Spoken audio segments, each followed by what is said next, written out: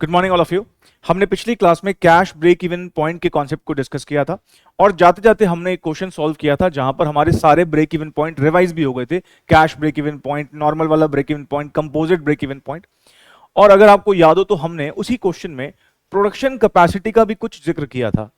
ये जो production capacity है ना, इसी से रिलेटेड आज मुझे कुछ आपको क्वेश्चन सॉल्व करवाने हैं। तो फिर आइए बिना देरी के स्टार्ट करते हैं आज की क्लास को। और जो आज की क्लास में हम पहला क्वेश्चन सॉल्व करेंगे वो है क्वेश्चन नंबर 59। इस क्वेश्चन नंबर 59 में हमें फैक्ट्री की कैपेसिटी दे रखी है 10,000 यूनिट्स। ये कैपेसिटी ऑफ द फैक्ट्री का क्या मतलब है कि जिस भी फैक्ट्री से हम मैन्युफैक्चरिंग कर रहे हैं वहां से मैक्सिमम 10,000 यूनिट्स ही बनाए जा सकते हैं। हालांकि जो कंपनी है वो सेल्स कितना कर पाती है, 7,000 यूनिट्स का। अब इसने हमसे पूछा है कि बताइए what is the percentage capacity utilisation of the company. भाई 10,000 हम बना सकते हैं पर 7,000 ही बना के बेच रहे हैं।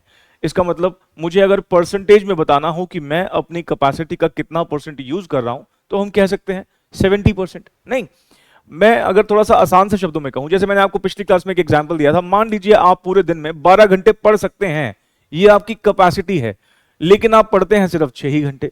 इसका मतलब आप अपनी कैपेसिटी का 50% ही यूटिलाइज कर रहे हैं। ये 50% आपने कैसे निकाला? 6 घंटे जो आप पढ़ रहे हैं डिवाइडेड बाय टोटल घंटे जितने आप पढ़ सकते हैं, तो 6/12, मतलब आपने कैपेसिटी यूटिलाइज कितनी करी? 6 आवर्स की। लेकिन आप पढ़ कितना सकते हैं? आपकी कैपेसिटी है कितनी की? 12 आवर्स की। तो 6/12 इंटू 100 करते हैं तो 50% आता है। यहां पर कुछ, अब मैं इसको फैक्ट्री के कॉन्टेक्स्ट में बात करूं तो हम कितना बना सकते हैं? 10,000। लेकिन हम मार्केट में जितना बेच पाएंगे उतना ही तो बनाएंगे। ऑफ कोर्स हम मार्केट में सेल कितनी कर पाते हैं? 7,000 की।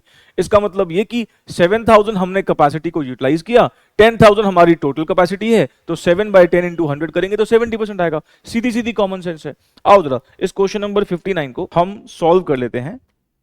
और क्योंकि इस क्वेश्चन में हमसे परसेंटेज कैपेसिटी मांगी है तो जो हमारा आंसर है वो ऑफ कोर्स परसेंटेज में ही आएगा। Percentage capacity utilisation. तो वैसे तो कॉमन सेंस से हमें समझ में आ गया कि 7,000 को 10,000 से डिवाइड करके 100 से मल्टीप्लाई करना है, पर मुझे अगर इसको एक फॉर्मूला के तौर पे लिखवाना हो तो मैं क्या लिखवाऊं? हम लिखेंगे कैपेसिटी यूज्ड या capacity utilised divided by total capacity into 100। हमने कैपेसिटी यूज कितनी करी है? 7,000 यूनिट्स की। और हमारी कैपेसिटी है कितनी? 10,000 यूनिट्स की। तो कैपेसिटी यूटिलाइजेशन कितना हुआ? 70% का। तो इस क्वेश्चन में एज सच कुछ था ही नहीं करने के लिए, आसान सा क्वेश्चन था। चलिए अगला क्वेश्चन कर लें क्या? अगला क्वेश्चन जो है क्वेश्चन नंबर 60। इस क्वेश्चन में इसने हमको कंपनी की सेल्स बता रखी है 15,000 unit. Sales of the company is 15,000 units. और साथ में ये भी कहा है कि ये जो सेल्स हमारी है ना, ये 30% है हमारी टोटल कैपेसिटी का। मतलब अभी हम 15,000 यूनिट्स की सेल कर रहे हैं और ये 15,000 यूनिट्स जो है हमारी टोटल कैपेसिटी जो है उसका 30% है, 30% है। इसने हमसे 100% कैपेसिटी सेल मांगी है। 100% कैपेसिटी सेल क्या मैं कह सकता हूं ये टोटल कैपेसिटी का ही दूसरा नाम है? भाई आप पूरे दिन में 12 घंटे पढ़ सकते हो, ये आपकी टोटल कैपेसिटी भी है। और हम कह सकते हैं कि आप अगर अपनी 100% कैपेसिटी यूटिलाइज कर लोगे तो मैक्सिमम 12 घंटे ही पढ़ पाओगे ना। तो टोटल कैपेसिटी बोलो या 100% कैपेसिटी बोलो, एक ही बात है। मतलब इसने हमसे यहां पर टोटल कैपेसिटी मांगी है। तो आपके पास फॉर्मूला भी है, मैंने अभी लिखवाया भी। लेकिन अगर सपोज मैं इसको कॉमन सेंस के बेसिस पर सॉल्व करना चाहूं तो मैं कैसे सॉल्व करूंगा? देखो इसने मुझे बताया है कि हमारी जितनी भी टोटल कैपेसिटी है हम अभी उसका सिर्फ 30% ही यूटिलाइज कर पा रहे हैं। नहीं, हम सिर्फ 30% यूटिलाइज कर पा रहे हैं। और जो हम 30% यूटिलाइज करके सेल कर पा रहे हैं वो कितने यूनिट्स की कर पा रहे हैं? 15,000 यूनिट्स की कर पा रहे हैं। तो कहीं ना कहीं इक्वेशन ऐसी बनी कि जितनी भी हमारी टोटल कैपेसिटी है उसका 30% हम यूज कर रहे हैं और जो कि 15,000 यूनिट्स है इसने बताया है। तो क्या इसकी मदद से आप टोटल कैपेसिटी अब नहीं निकाल सकते? बिल्कुल निकाल दोगे। तो हमारी जो टोटल कैपेसिटी हो जाएगी 15,000 मल्टीप्लाइड बाय 100/30 और ये आ जाएगा 50,000 यूनिट्स। ठीक है ना, ये कितना आ गया 50,000 यूनिट्स। और अगर आपको ये कॉमन सेंस ना लगानी हो, आपको वो फॉर्मूला ही यूज करना हो जो हमने अभी भी देखा, तो वो फॉर्मूला क्या था? हम परसेंटेज कैपेसिटी यूटिलाइजेशन कैसे निकालते हैं? हम परसेंटेज कैपेसिटी यूटिलाइजेशन निकालते हैं capacity use divided by total capacity करके। हमने कितनी कैपेसिटी यूज करी और हमारी टोटल कैपेसिटी कितनी है ना, ऐसे ही कंप्यूट करते हैं। ये परसेंटेज कैपेसिटी हमें इस बार क्वेश्चन में दे रखा है, कैपेसिटी यूज्ड भी इसने क्वेश्चन में दे रखा है, तो हम टोटल कैपेसिटी कंप्यूट कर सकते हैं। तो हमारी टोटल कैपेसिटी अभी भी वही आएगी ऑफ कोर्स,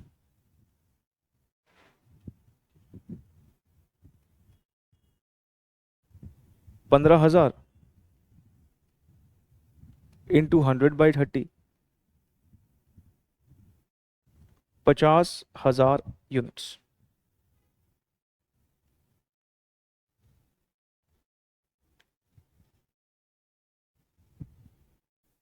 देखिए इस क्वेश्चन की मदद से ना मैं अब आपको एक यूनिटरी मेथड एक्सप्लेन कर रहा हूं। यूनिटरी मेथड हालांकि एक ऐसा कॉन्सेप्ट है जो आपने शायद बचपन में स्कूल लेवल पर पढ़ा हो, पर क्योंकि मैंने आपसे वादा कर रखा है, आपसे ज्यादा उम्मीदें रखूंगा नहीं, इसलिए यूनिटरी मेथड मैं आपको खुद ही एक्सप्लेन कर रहा हूं।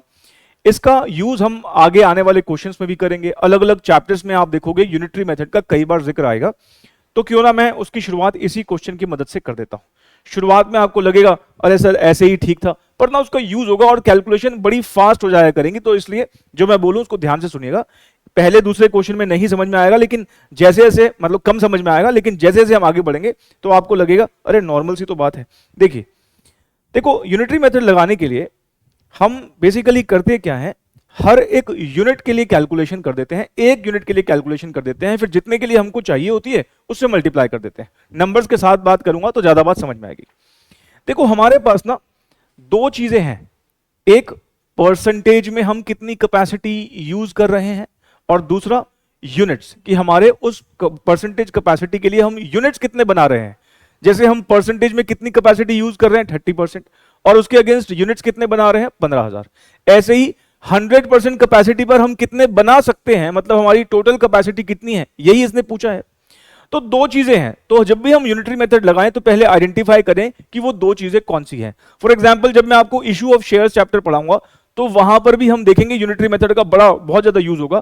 वहां पर हम दो चीजें देखेंगे, अगर आपको थोड़ा सा 12th का इशू ऑफ शेयर्स याद हो, जो कॉमर्स बैकग्राउंड के स्टूडेंट्स हैं, वहां पर हम शेयर्स अप्लाइड और शेयर्स अलॉटेड, ये दो चीजें दे रखी होती थी। कभी अप्लाइड पता होता था तो हम अलॉटेड निकालते थे, कभी अलॉटेड पता होता था तो अप्लाइड निकालते थे, तो वहां पर भी यूनिटरी मेथड बहुत काम आता है। तो जब भी हम यूनिटरी मेथड लगाएंगे तो आप मान के चलिए वहां पर दो चीजें होंगी। जैसे यहां पर दो चीजें कौन सी हैं कि हमारी परसेंटेज में कैपेसिटी कितनी है और यूनिट्स में कितनी है। जो हमें निकालना हो उसको हम राइट हैंड साइड पे रखते हैं।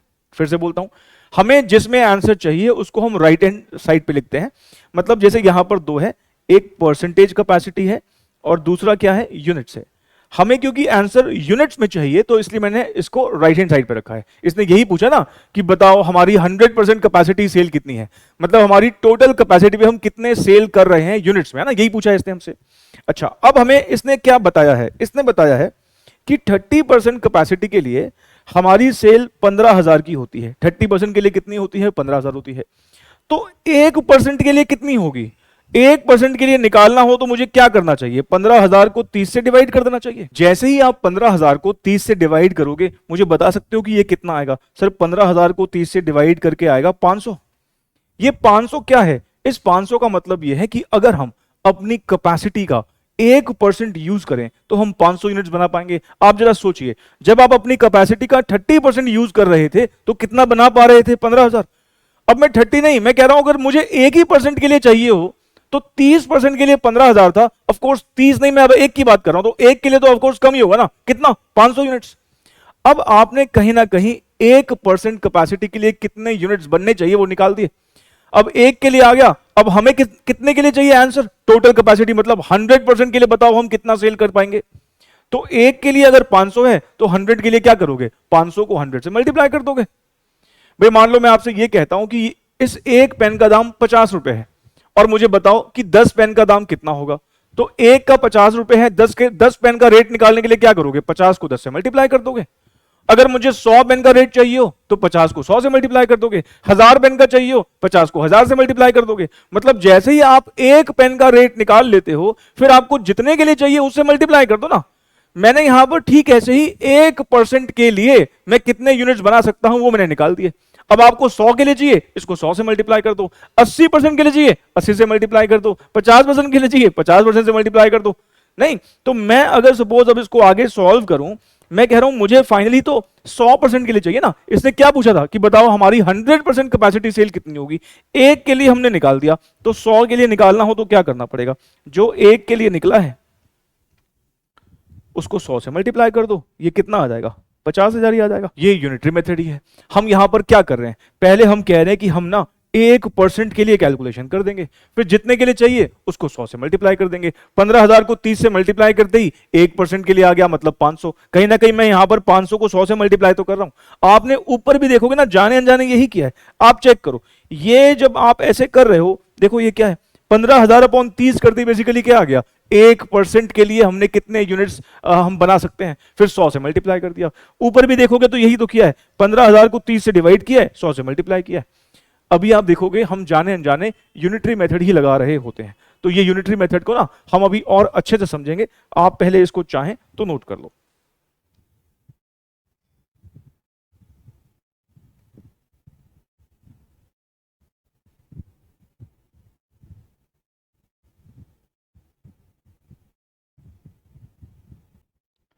चलिए अपने अगले क्वेश्चन की तरफ बढ़ते हैं। नेक्स्ट क्वेश्चन जो अब हम कर रहे हैं ये है क्वेश्चन नंबर 61। कहता है for a given product the sales of a company at the rate of ₹200 per unit is ₹20 lakhs। कह रहा है हमारी अभी जो कंपनी की सेल है वो 20 लाख रुपए की होती है और हम हर एक यूनिट 200 रुपए का बेचते हैं। आप क्या इन दोनों इंफॉर्मेशन की मदद से नंबर ऑफ यूनिट्स निकाल सकते हो क्या? हाँ सर बिल्कुल निकाल सकते हैं। भाई मान लो मैं आपको अगर नंबर ऑफ यूनिट्स दूं और नंबर ऑफ यूनिट्स को हम अगर सेलिंग प्राइस से मल्टीप्लाई कर देते हैं तो हमारी सेल वैल्यू आती है। नहीं तो मुझे यहां पर सेल वैल्यू पता है, हमें यहां पर सेलिंग प्राइस पता है, तो हम नंबर ऑफ यूनिट्स निकाल सकते हैं। तो 20 लाख को 200 से डिवाइड करते ही हमारे नंबर ऑफ यूनिट्स निकल आएंगे। नहीं ये एक तरीका है नंबर ऑफ यूनिट्स निकालने का। अच्छा उसके बाद फिर हमें यहां पर वेरिएबल कॉस्ट दे रखी है 12 लाख रुपए की, फिक्स कॉस्ट दे रखी है 6 लाख रुपए की। कह रहा है हमारी जो फैक्ट्री की कैपेसिटी है ना वो 15,000 यूनिट्स की है। हमारी फैक्ट्री की कैपेसिटी कितनी है? 15,000 यूनिट्स की है। इसने हमसे पूछा है कि find out capacity utilisation at break even point level. इस लाइन का क्या मतलब है वो हम समझेंगे। उससे पहले इस लाइन से ये तो समझ में आ गया ना आपको, लास्ट वाली लाइन से ये तो समझ में आ ही गया होगा कि हमें ब्रेक इवन पॉइंट निकालना है। और क्योंकि हमें यहां पर टोटल कैपेसिटी यूनिट्स में दे रखी है तो क्यों ना हम अपना ब्रेक इवन पॉइंट भी यूनिट्स में ही निकाल देते हैं। और यूनिट्स में क्यों निकाला है आप समझ भी जाएंगे, जब मैं इसका फाइनल आंसर दूंगा तो आपको खुद ही समझ में आ जाएगा कि हमने यूनिट्स में क्यों निकाला है। आइए हम अपना पूरा फोकस कहां पे लेके जाते हैं? ब्रेक इवन पॉइंट पर। फिर इस क्वेश्चन की रिक्वायरमेंट को देखेंगे, इसने हमें क्या बोला है। Question number 61। पहले हम break even point in units का फॉर्मूला लिख लेते हैं। Break even point in units का फॉर्मूला जो है वो क्या है? वो होता है fixed cost divided by contribution per unit. इसका मतलब हमें फिक्स कॉस्ट तो पता है, तो हमारा सारा फोकस अब किस चीज पर होना चाहिए? सर हमारा सारा फोकस होना चाहिए कि हम किसी तरीके से कंट्रीब्यूशन पर यूनिट निकाल दें। कंट्रीब्यूशन पर यूनिट निकालना यहां पर कोई बड़ी बात नहीं है। सबसे पहले हम क्या करें? सबसे पहले हम टोटल कंट्रीब्यूशन निकाल देते हैं। हमारी सेल हमको पता है यहां पर 20 लाख रुपए की है। हमारी सेल कितने की है? 20 लाख रुपए की है। हमारी वेरिएबल कॉस्ट भी हमें इस क्वेश्चन में दे रखी है और वो कितने की दे रखी है? 12 लाख की दे रखी है। तो 20 लाख में से 12 लाख हम माइनस कर देते हैं तो हमारा कंट्रीब्यूशन निकल आएगा। और हमारा कंट्रीब्यूशन कितना निकल आएगा? 8 लाख का निकल आएगा। ठीक है, हम यहां पर नंबर ऑफ यूनिट्स भी निकाल सकते हैं। नंबर ऑफ यूनिट्स हम कैसे निकाल लेंगे? भाई हमें यहां पर टोटल सेल वैल्यू बता रखी है 20 लाख रुपए की है और हमारा हर एक यूनिट हम 200 रुपए का बेचते हैं। 20 लाख को 200 से डिवाइड करके क्या आएगा? ध्यान रखें कैलकुलेटर का यूज करना, बिना कैलकुलेटर वाले बच्चे जो होते हैं ना वो 1 लाख लिख देते हैं, उनको लगता है 1 लाख आएगा, 1 लाख नहीं 10,000 यूनिट्स है, ठीक है ना। तो सेल्स इन रुपीज को अगर हम सेलिंग प्राइस पर यूनिट से डिवाइड करते हैं तो हमारे नंबर ऑफ यूनिट्स आते हैं। आप भूल जाओ तो आप लिख सकते हो कहीं साइड में कि हमें पता है कि अगर हम नंबर ऑफ यूनिट्स को अगर हम सेलिंग प्राइस से मल्टीप्लाई करते हैं तो हमारी क्या निकल के आती है, सेल्स इन रुपीज निकल के आता है। तो मुझे अगर यूनिट्स कंप्यूट करने होंगे तो मुझे क्या करना चाहिए, सेल्स को सेलिंग प्राइस से डिवाइड कर देना चाहिए, यही हमने किया है। और जहां आपके नंबर ऑफ यूनिट्स आ जाएं तो उसके बाद अब कंट्रीब्यूशन पर यूनिट निकालना कोई बड़ी बात नहीं है। हमारा 8 लाख रुपए का कंट्रीब्यूशन जो है वो 10,000 यूनिट्स के ऊपर है, तो इसका मतलब हर एक यूनिट पर हमने 80 रुपए का कंट्रीब्यूशन कमाया है। आप में से कुछ बच्चों के दिमाग में हो सकता है ये कंट्रीब्यूशन अलग तरीके से आपके दिमाग में आ रहा हो। एक और तरीका भी है, आओ जरा मैं आपको वो भी बता देता हूं कि आप चाहें तो इसको इस तरीके से भी निकाल सकते हैं, क्योंकि हमारे पास पीवी रेशियो निकालने का जरिया है तो हम चाहें तो पहले पीवी रेशियो निकाल सकते हैं। पीवी रेशियो कैसे निकालोगे, आपके पास कंट्रीब्यूशन भी है, आपके पास सेल्स भी है, तो आप पीवी रेशियो निकाल पाओगे। तो 8 लाख को 20 लाख से अगर हम डिवाइड कर देते हैं तो 0.4 का हमारा पीवी रेशियो आता है। और आप भी जानते हो कि सेलिंग प्राइस हमारे पास है, सेलिंग प्राइस को अगर हम पीवी रेशियो से मल्टीप्लाई करेंगे तो डायरेक्टली कंट्रीब्यूशन पर यूनिट निकाला जा सकता है। तो कंट्रीब्यूशन पर यूनिट निकालने का एक तरीका और क्या हो गया कि हम सेलिंग प्राइस को पीवी रेशियो से मल्टीप्लाई कर दें। 200 रुपए का हमें सेलिंग प्राइस दे रखा है, 40% का पीवी रेशियो है, इसका मतलब 80 रुपए ऐसे भी निकाला जा सकता है। तो आपको जैसा ठीक लगे आप वैसे कंप्यूट कर लेना एग्जाम में, है ना। रादर जैसे क्लिक करे पहले वैसे आप सॉल्व कराना। आइए अब हम अपना ब्रेक इवन पॉइंट कंप्यूट कर सकते हैं। ब्रेक इवन पॉइंट हमारा निकालने का फॉर्मूला हमने ऊपर लिख भी लिया है कि फिक्स कॉस्ट को, जो कि हमें इस क्वेश्चन में 6 लाख दे रखी है, उसको अगर हम 80 से डिवाइड कर दें, एक यूनिट की कंट्रीब्यूशन से डिवाइड कर दें, तो हमारा ब्रेक इवन पॉइंट यूनिट्स में 7500 यूनिट्स आ जाएगा। ध्यान रखें आंसर ब्रेक इवन पॉइंट नहीं है, ब्रेक इवन पॉइंट उसने मुझसे नहीं मांगा, उसने क्या मांगा है हम पढ़ते हैं, पहले आप इसको नोट करो।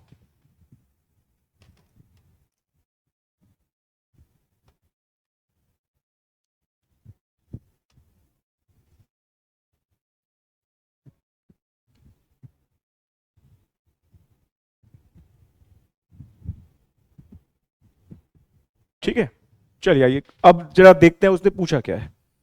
कहता है find out the capacity utilisation at break even point level. कह रहा है बताओ ब्रेक इवन के लिए हमारी कितनी कैपेसिटी यूज हो जाएगी, मतलब ब्रेक इवन पर पहुंचने के लिए हम अपनी कैपेसिटी कितनी यूज कर लेंगे। हमारी टोटल कैपेसिटी कितनी दे रखी है, सर हमारी टोटल कैपेसिटी 15,000 यूनिट्स की है, और ब्रेक इवन हम कब पहुंचते हैं 7,500। इसका मतलब हम अपनी कैपेसिटी का 50% यूज करके ब्रेक इवन पर पहुंचते हैं, यही तो मतलब हुआ। 15,000 का आधा कितना होता है 7,500। यहां पर आप कह सकते हो कि ब्रेक इवन के लिए हमारे यूनिट्स कितने हैं 7,500, टोटल कैपेसिटी हमारे 15,000 है। इसने यही पूछा है कि ब्रेक इवन जो है वो हम कितनी परसेंट कैपेसिटी यूज करने पर अचीव करते हैं, तो वो हमारा यहां पर 50% आंसर होगा। तो सीधे सीधे कॉमन सेंस है, अगर मुझे यहां पर आंसर देना हो तो हम क्या लिखें, percentage capacity utilisation for break even point. क्या करना चाहिए, हमारे ब्रेक इवन पॉइंट के यूनिट्स कितने हैं और हमारी टोटल कैपेसिटी कितनी है इन 200। ब्रेक इवन 7,500 यूनिट्स पर आता है, टोटल 15,000 यूनिट्स हैं, तो इसका मतलब ये हुआ ना कि हमारी 50% कैपेसिटी जो है वो यूज हो जाती है ब्रेक इवन पर पहुंचने के लिए।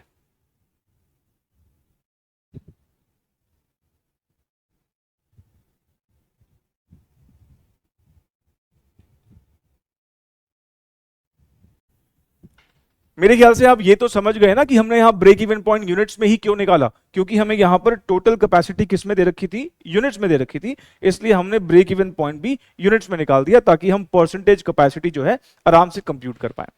अब फिर से मैं आपको ना यहां पर भी यूनिटरी मेथड की मदद से एक बार सॉल्व करके दिखा देता हूं ताकि यूनिटरी मेथड भी आपको पक्का हो जाए। जैसे मैंने कहा ना, जैसे जैसे हम यूनिटरी मेथड को बार बार करेंगे तो उसके आप यूज टू हो जाएंगे और फिर डिफिकल्ट सिचुएशन जहां पर यूनिटरी मेथड बहुत काम आएगा वहां पर भी यूज कर पाएंगे।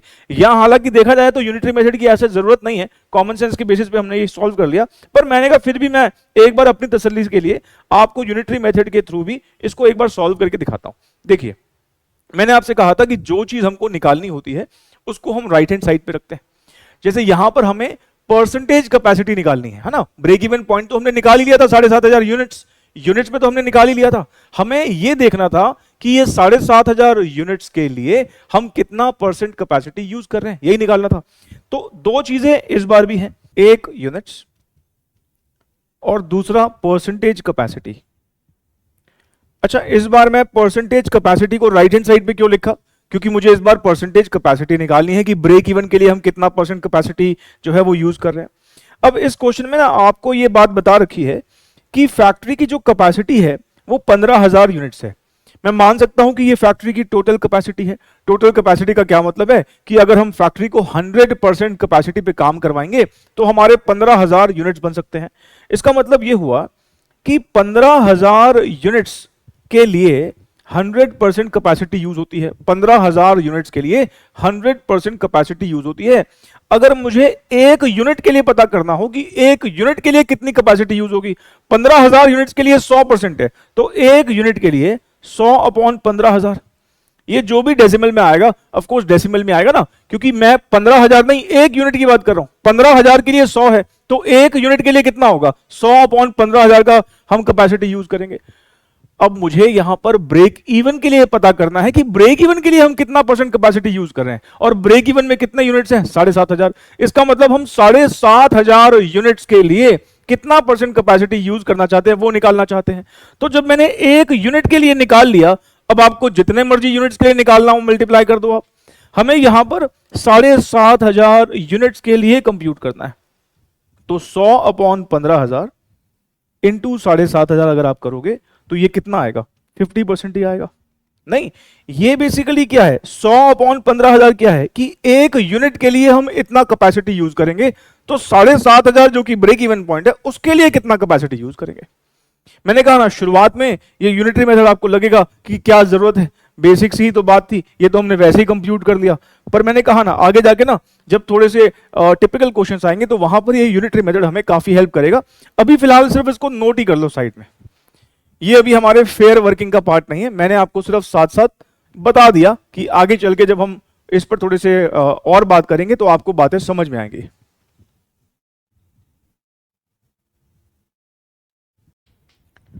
चलिए अगले क्वेश्चन को करना शुरू करते हैं और अपने इस कॉन्सेप्ट को और स्ट्रॉन्ग करते हैं। Question number 62। क्वेश्चन नंबर 62 में लिखता है the ratio of variable cost to sales is 75%। इसका मतलब इसने हमको वेरिएबल कॉस्ट रेशियो दे रखा है। अगर हम चाहें तो क्या पीवी रेशियो निकाल सकते हैं क्या? हाँ सर, 100% में से 75% को माइनस कर दो, मतलब 25% का पीवी रेशियो हम निकाल सकते हैं। फिर एक लाइन लिखता है कि break even point occurs at 64% of the capacity sales. जैसे पिछले क्वेश्चन में हमारा ब्रेक इवन कब अचीव होता था, जब हम अपनी कैपेसिटी के 50% लेवल पर काम करते थे। यहां इसने वो चीज हमें दे रखी है, कह रहा हमारा ब्रेक इवन कब आता है, 64% ऑफ द कैपेसिटी सेल्स। अच्छा, और फिक्स कॉस्ट हमें बता रखी है। इसने हमसे मांगा है कि आप ये बताइए कि हमारी 100% कैपेसिटी सेल कितनी है। देखो इस क्वेश्चन से आपको ये तो समझ में आ ही रहा होगा कि फाइनल आंसर तक पहुंचने के लिए हमको ये ब्रेक इवन पॉइंट तो निकालना ही पड़ेगा। नहीं, और इस क्वेश्चन में ब्रेक इवन पॉइंट हमारी मजबूरी है, हमें रुपीस में ही निकालना पड़ेगा क्योंकि यहां पर यूनिट का डेटा दे ही नहीं रखा। एक यूनिट का कंट्रीब्यूशन आप इस क्वेश्चन में निकाल ही नहीं सकते हो। और आप इंफॉर्मेशन देखो, मैंने आपसे हमेशा बोला है इंफॉर्मेशन के हिसाब से हम अपना जवाब देंगे। यहां इंफॉर्मेशन पीवी रेशियो की है तो इसका मतलब हम ब्रेक इवन पॉइंट रुपीस में निकाल सकते हैं। फिक्स कॉस्ट हमारे पास है, वेरिएबल कॉस्ट रेशियो की मदद से पीवी रेशियो निकाल देंगे और हमारा ब्रेक इवन पॉइंट रुपीस में निकल जाएगा। तो आइए पहले हम यहां पर ब्रेक इवन पॉइंट निकालते हैं, उसके बाद फिर जो उसने पूछा है वो जवाब देने की कोशिश करेंगे। सबसे पहले पीवी रेशो, पीवी रेशो हमारी यहां पर क्या होगी, 100% में से हम क्या माइनस कर देंगे, वेरिएबल कॉस्ट रेशो माइनस कर देंगे। तो मैं अगर 100% में से 75% को माइनस करता हूं तो 25% का हमारा क्या निकल के आता है, पीवी रेशो निकल के आता है। इसके बाद break even point in rupees निकालना हमारे लिए कोई बड़ी बात नहीं है। हम फिक्स कॉस्ट को डिवाइड कर देंगे, किससे डिवाइड कर देंगे, पीवी रेशो से। तो हमें यहां पर फिक्स कॉस्ट देखो कितनी दे रखी है सर, फिक्स कॉस्ट हमको दे रखी है 1,20,000। तो 1,20,000 को हम डिवाइड कर देंगे 25% से, और आप बताइए ये कितना आ रहा है। सर हमारा break even point in rupees आ जाएगा 4,80,000 रुपीज का, मतलब 4,80,000 रुपए की सेल करेंगे तो हम ब्रेक इवन पर पहुंच जाएंगे। इसने हमसे पूछा है कि बताइए कि हमारी 100% कैपेसिटी सेल कितनी है। अब 100% कैपेसिटी सेल कंप्यूट करने के लिए हम इस लाइन का यूज करेंगे। यहां इसने क्या बोला है, यहां इसने बोला है कि जो हमारा ब्रेक इवन पॉइंट आता है ना, वो हमारी कैपेसिटी सेल के 64% पर आता है। मतलब हम जितनी भी सेल कर सकते हैं, हम अगर 64% तक अपनी मेहनत कर लें, मतलब जितना भी हमारा सेल हो सकता है, हम सिर्फ 64% सेल कर लें तो हम ब्रेक इवन पर पहुंच जाएंगे। अगर इस लाइन को मैं आसान से शब्दों में आपके सामने इक्वेशन के फॉर्म में रखूं तो कुछ ऐसा कहना चाह रहा है, वो कह रहा है हमारी जो भी टोटल कैपेसिटी सेल्स है, हमारी जो भी टोटल कैपेसिटी सेल्स है उसका 64% ब्रेक इवन पॉइंट है। जितनी भी हमारी टोटल कैपेसिटी सेल है उसका 64% क्या है, ब्रेक इवन पॉइंट है। तो ब्रेक इवन पॉइंट तो आप निकाल चुके ना, तो टोटल कैपेसिटी सेल निकाल दो। मैं आपको बताना यह चाह रहा हूं कि हमें अगर देखा जाए ऐसे बहुत से क्वेश्चंस आएंगे जहां पर हम कॉमन सेंस के बेसिस पे ही कर लेंगे, कोई यूनिटरी मेथड की जरूरत नहीं है, किसी चीज की जरूरत नहीं है। यूनिटरी मेथड हम तब लगाएंगे जब हमें समझना है कि अरे करना क्या है अब, ठीक है। फिलहाल यहां पर भी हम बिना किसी और हेल्प के टोटल कैपेसिटी सेल्स कंप्यूट कर सकते हैं। 4,80,000 को अगर हम 100 से मल्टीप्लाई कर दें और 64 से डिवाइड कर दें तो हमारी ये सेल बताओ कितने की आती है। सर 4,80,000 इंटू 100 डिवाइडेड बाय 64, ये आ रहा है सर 7.5 लाख। मतलब हमारी जो टोटल कैपेसिटी सेल्स है वो कितने लाख की है, 7,50,000 की है। ये इसने हमसे पूछा था। This is the final answer. अब मैं आपको यूनिटरी मेथड से भी इसको करके दिखा देता हूं। सर रहने दो ना यूनिटरी मेथड, अरे आगे जाके ना काम आएगा, आप मानो मेरी बात। अगर मान लो यूजलेस होता तो मैं क्या पागल हूं बार बार आपको बताऊं, ठीक है ना, काम आएगा आगे चल के। हाँ, जो मैं ये वर्किंग करके दिखाता हूं ये एग्जाम में नहीं करके आनी है, एग्जाम में हमें कैसे लिख के आना होगा वो भी बताऊंगा। अभी फिलहाल इस पे समझने पे फोकस करो। मैंने कहा दो चीजें होती हैं यहां पर, दो चीजें कौन कौन सी हैं, यहां पर दो चीजें हैं, परसेंटेज कैपेसिटी और सेल्स इन रुपीज। ध्यान रखें यूनिट्स नहीं है यहां पे, सेल्स इन रुपीज है। अच्छा, हमें यहां पर क्या निकालना है, हमें यहां पे ये निकालना है कि हम 100% कैपेसिटी कितनी सेल करते हैं, मतलब यहां पर हमें सेल्स इन रुपीज निकालना है। तो इस बार फिर हम क्या करेंगे, इस बार हम सेल्स इन रुपीज को राइट हैंड साइड पे रखेंगे और यहां पर लेफ्ट हैंड साइड पर परसेंटेज कैपेसिटी को रखेंगे। मतलब हम यहां पर अब क्या करने वाले हैं, परसेंटेज कैपेसिटी। और ध्यान रखें दूसरी चीज, यहां पर सेल्स इन यूनिट्स नहीं है, यहां पर क्या है, सेल्स इन रुपीज है। अच्छा, ब्रेक इवन पॉइंट हमने निकाला पहले, ब्रेक इवन पॉइंट हमने कितना निकाला था सर, ब्रेक इवन पॉइंट हमने निकाला था 4,80,000 और इसने बताया कि ये 4,80,000 हमारी कैपेसिटी का कितना परसेंट है, 64% है। इसका मतलब ये कि 64% कैपेसिटी के लिए हमारी सेल कितने की है, हमारी सेल 4,80,000 के लिए। 64% कैपेसिटी के लिए हमारी सेल कितनी है, 4,80,000 की है। तो 1% के लिए कितनी होगी, 4,80,000 को 64 से डिवाइड करते हैं कितने की आ जाएगी, एक के लिए, 1% के लिए। अगर एक के लिए आ गई तो अब 100 के लिए निकाल दो आप। तो 100 के लिए कितना होगा, 4,80,000, अगर 64 के लिए है तो 100 के लिए इतना होगा। ठीक है, मैं फिर से बोल रहा हूं, एग्जाम में हमें ये ऐसे करके नहीं दिखाना। मान लो अगर एग्जाम में हम यूनिटरी मेथड की मदद से कर रहे होते तो फिर जानते हो फिर मैं ये सब नहीं करता। क्या, ये जो मैंने यहां पर ये सब किया ना डब्बे में, मान लो मैं फिर ये सब नहीं करता। जो ये डब्बे में मैंने लिखा है, मैं इसकी बजाय पता क्या लिखता, मैं इसकी बजाय सीधा ऐसे लिखता। और ये ऐसे भी कर सकते थे हम, सीधा टोटल कैपेसिटी सेल कैसे निकालते, हम सीधा टोटल कैपेसिटी सेल निकालते यूनिटरी मेथड लगा के। और यूनिटरी मेथड का क्या मतलब है कि अगर 4,80,000 रुपए की सेल 64 के लिए है तो 100 के लिए कितनी होगी? बस यही यूनिटरी मेथड है, फिर बस इतना ही करके आते हमारा आंसर आ जाता। ये सब ड्रामा जो हमने किया ना, फिर ये करने की जरूरत नहीं थी, सीधा बस फिर यही करके आते। मैं आपको ये बात बता रहा हूं कि यूनिटरी मेथड से काम आसान हो जाएगा आपका। पर फिलहाल क्योंकि ये बताना भी मेरा फर्ज है, क्योंकि कई बच्चों को कॉमन सेंस के बेसिस पे ज्यादा समझ में आती है बात, ये जो हमने पहले किया। यूनिटरी मेथड भी कॉमन सेंस है, लेकिन इसको डेवलप करने में थोड़ा सा वक्त लग सकता है। लेकिन ये वाला फॉर्मूला तो आपको क्लियर ही हो गया होगा, तो क्वेश्चन में जो लिखा था हमने उसके बेसिस पे इंटरप्रेट करके सॉल्व कर दिया। पर मैं आपको ये कह रहा हूं, ये भी तो कर सकते हैं। 4,80,000 रुपए कितने परसेंट की सेल है? 64, क्योंकि इसने बताया है कि ब्रेक इवन की सेल जो है हमारे 64% कैपेसिटी पर आती है। जैसे ही मैं 480 को 64 से डिवाइड करता हूं, इसका मतलब ये कितने का हो गया? 1% का। और 100 से मल्टीप्लाई करता हूं तो 100% का आ जाता है। तो ये ऐसे भी 7.5 लाख रुपए निकाला जा सकता था। ठीक है ना? जो ये दूसरी बार मैंने किया है, ये बेसिकली यूनिटरी मेथड को यूज किया है। तो एग्जाम में ना हमें ये नहीं करके आना है, ये तो मैं आपको सिर्फ समझाने के लिए बता रहा हूं। ये जो डब्बे में मैंने बनाया है, ये सिर्फ आपको समझाने के लिए बता रहा हूं। एग्जाम में हमें सीधे बस ये करके आना होगा अगर हम यूनिटरी मेथड लगाते हैं। ठीक है ना? यूनिटरी मेथड का क्या मतलब है?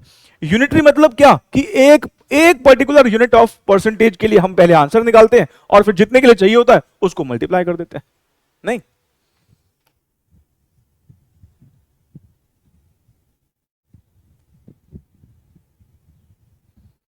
तो इसको भी नोट कर लो आप।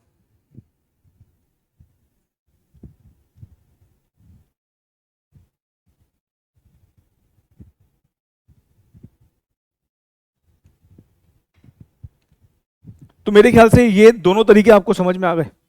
पहला तरीका तो सिंपल था कि हमें बता ही रखा था कि हमारी टोटल कैपेसिटी सेल का 64% ब्रेक इवन है।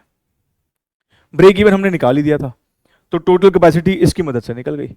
और करा भी तो आपने यहां पर भी तो वही सेम ही है। यहां पर भी क्या किया है? 480 को 64 से तो डिवाइड किया है, तो ये 1% का हो गया, 100 से मल्टीप्लाई कर दिया। यहां पर भी किया यही है, पर सोचने का तरीका डिफरेंट है। यहां हम सोच ही ऐसा रहे हैं कि अगर 4,80,064 के लिए है तो 1% 100% के लिए कितना होगा? नहीं,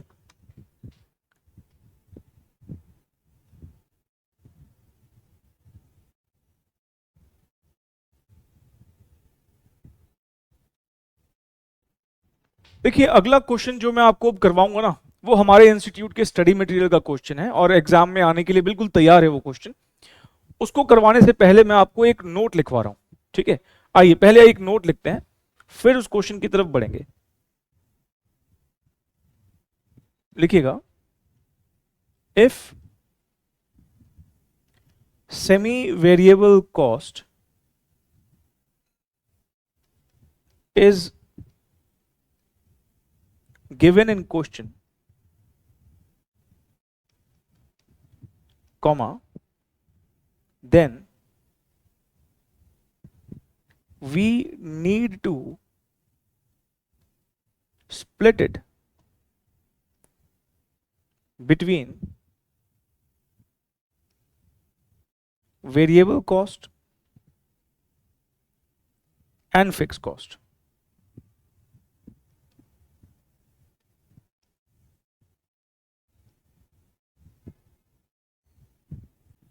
अगर आपको ना शुरुआत का डिस्कशन याद हो, जब हमने वेरिएबल कॉस्ट और फिक्स कॉस्ट के बारे में बात करी थी, तो आपको याद होगा वहां पर ना हमने सेमी वेरिएबल कॉस्ट का भी जिक्र किया था।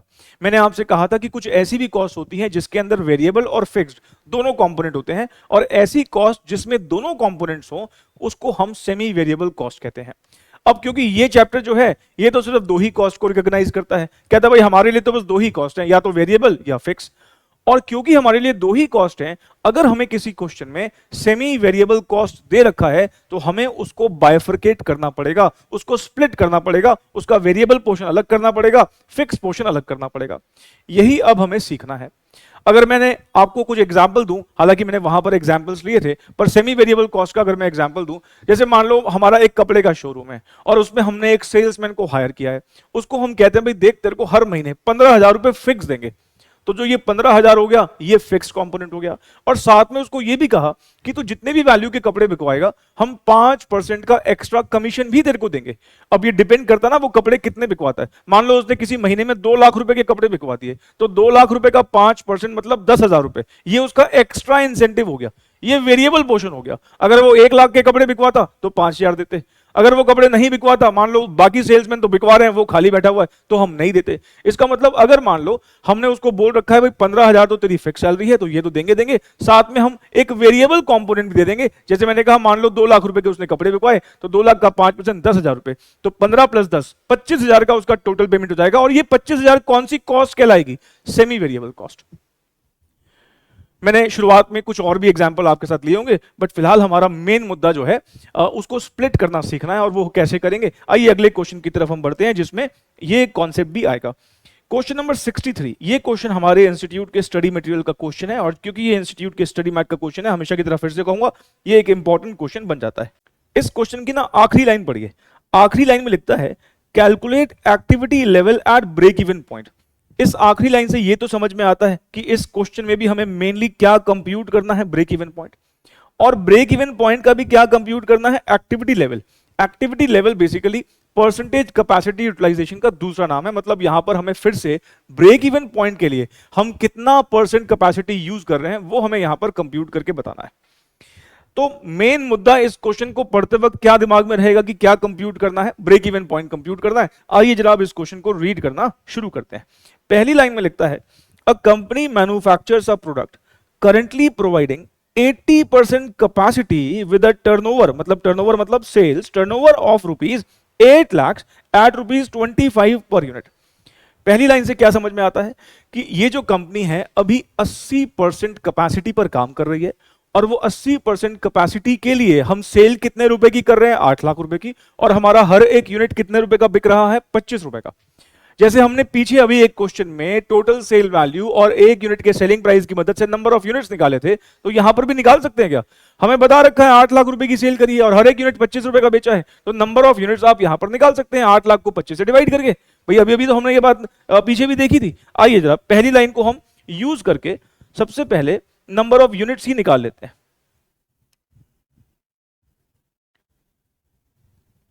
क्वेश्चन नंबर 63, हम यहां पे ना कुछ वर्किंग नोट्स बनाएंगे, तो हम इसको पहले वर्किंग नोट नंबर 1 ही दे देते हैं,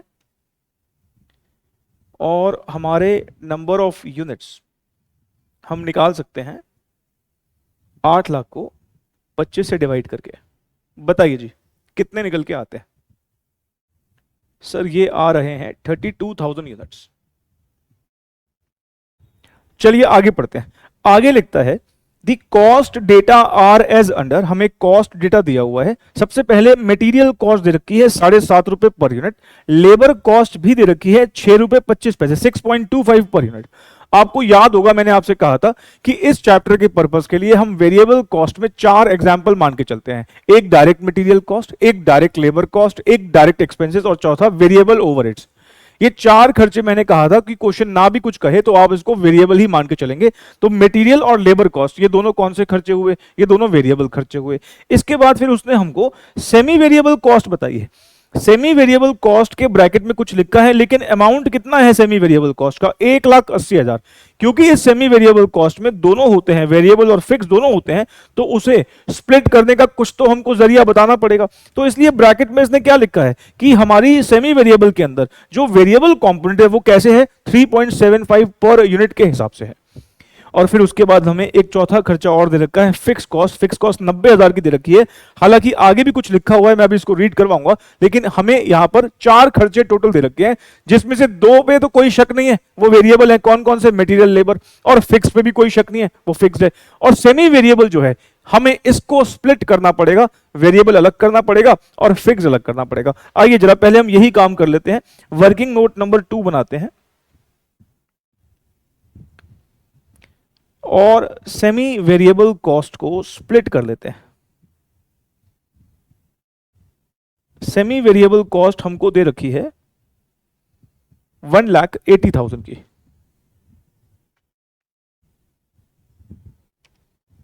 और हमें इसमें से वेरिएबल पोर्शन अलग करना है, फिक्स्ड पोर्शन अलग करना है।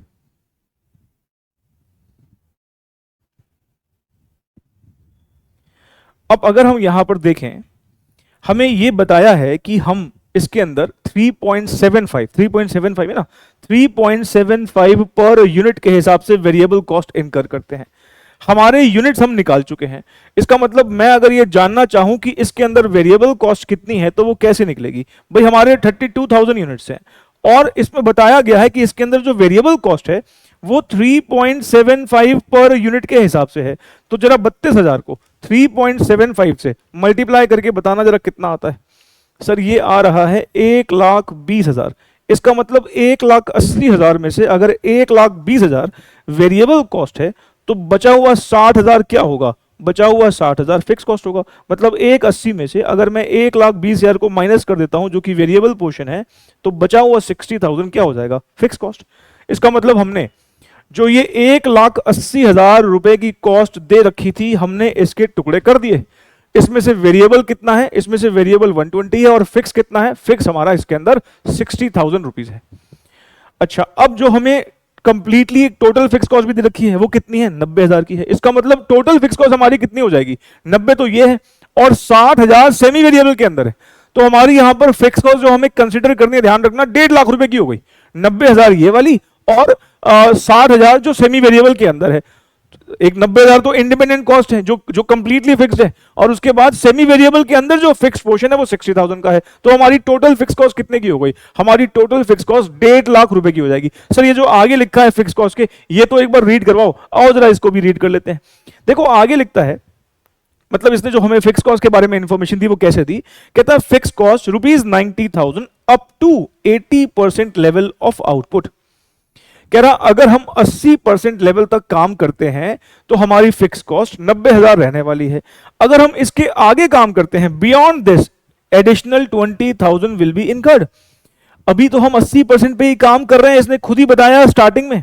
हमारी अभी कैपेसिटी हम कितने यूज कर रहे हैं? 80%। तो हमारी फिक्स कॉस्ट कितनी लगनी चाहिए? 90,000। इसका मतलब जो ये आगे का सेंटेंस दे रखा है इस चैप्टर, इस पर्टिकुलर क्वेश्चन के लिए, तो ये इंफॉर्मेशन बेकार है, किसी काम की नहीं है। हाँ, अगर मान लो ऐसा कुछ कहता कि हमारी जो कैपेसिटी अभी है, जो जिस कैपेसिटी पे हम काम कर रहे हैं, मान लो वो लिखता है ये 80 नहीं 90 लिखता। मान लो अभी हमारी एग्जिस्टिंग कैपेसिटी जो हम यूज कर रहे होते वो 80 की जगह 90 कर रहे होते, फिर उस केस में हमारी फिक्स कॉस्ट पता है कितनी होती? 90,000 तो 80 तक है ही और प्लस 20,000 एक्स्ट्रा, फिर हमारी फिक्स कॉस्ट 1,10,000 होती और टोटल फिक्स कॉस्ट कितनी हो जाती? 1,10 प्लस जो 60 सेमी वेरिएबल के अंदर है कितना होता? 170। पर क्योंकि इसने बोला है कि हमारी फिक्स कॉस्ट 90,000 की होगी अगर हम 80% तक काम करेंगे, क्योंकि अभी हम 80% पे ही काम कर रहे हैं इसलिए हमारी फिक्स कॉस्ट 90,000 की होगी। लेकिन अगर मान लो यहां पर हमारी कैपेसिटी जो हम यूज कर रहे हैं 80 के ऊपर यूज कर रहे होते, 85, 90, 95, 100% कुछ भी अगर यूज कर रहे होते, फिर हम इसमें ये 20,000 भी जोड़ देते फिलहाल। लेकिन अभी इस 20,000 का कोई यूज नहीं है। आइए अब ऐसा करते हैं, क्योंकि हमें ब्रेक इवन पॉइंट निकालना है और ब्रेक इवन पॉइंट के लिए हमको चाहिए टोटल फिक्स कॉस्ट। तो मैं यहां पर एक वर्किंग नोट नंबर 3 और बना रहा हूं आपके लिए और यहां हम क्या लिख रहे हैं? Total fix cost. और हमारी टोटल फिक्स कॉस्ट कितनी हो जाएगी? 90,000 की फिक्स कॉस्ट तो हमें दे ही रखी है, प्लस जो सेमी वेरिएबल के अंदर भी फिक्स कॉस्ट है वो भी तो जोड़नी पड़ेगी। तो हमारी टोटल फिक्स कॉस्ट एक्चुअली में कितने की हो गई? 1.5 लाख की हो गई।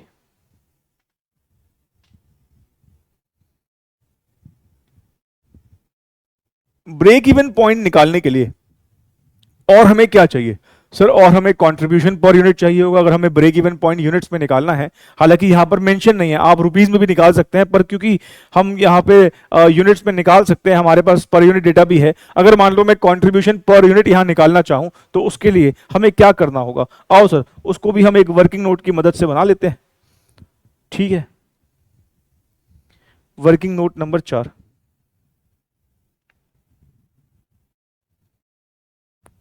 Calculation of contribution per unit.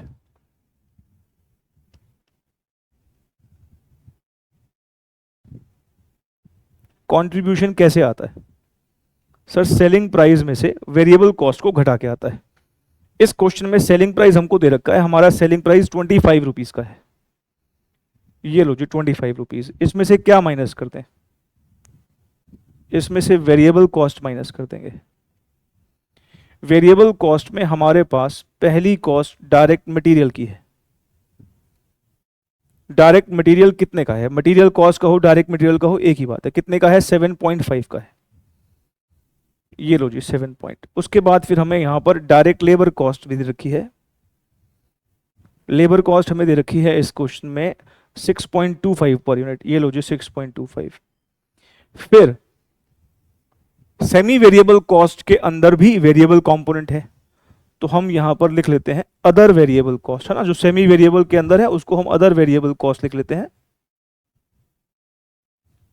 और वो कितनी है सर? वो है 3.75। देखो ये लिखा ना 3.75, क्योंकि हम पर यूनिट बात कर रहे हैं तो सारी पर यूनिट ली है हमने। चलो इन सबको टोटल कर दो, 7.5 को 6.25 को 3.75 को, इन सबको टोटल करने पर आता है 17.5 रुपए। 17.5 रुपए आता है। इसका मतलब ये हुआ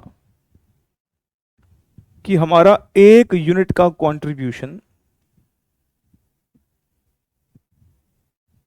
7.5 रुपए आता है। ठीक है ना?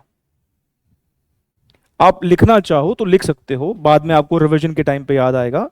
ये अदर वेरिएबल कॉस्ट कौन सी वाली है? ये कहां से लिए हमने? ये वाली इंक्लूडेड थी किसके अंदर इंक्लूडेड थी? सेमी वेरिएबल कॉस्ट के अंदर थी, included in semi variable cost. 2 minute के लिए प्लीज बेंच छोड़ो। सेमी वेरिएबल कॉस्ट के दो टुकड़े किए ना, फिक्स अलग वेरिएबल अलग।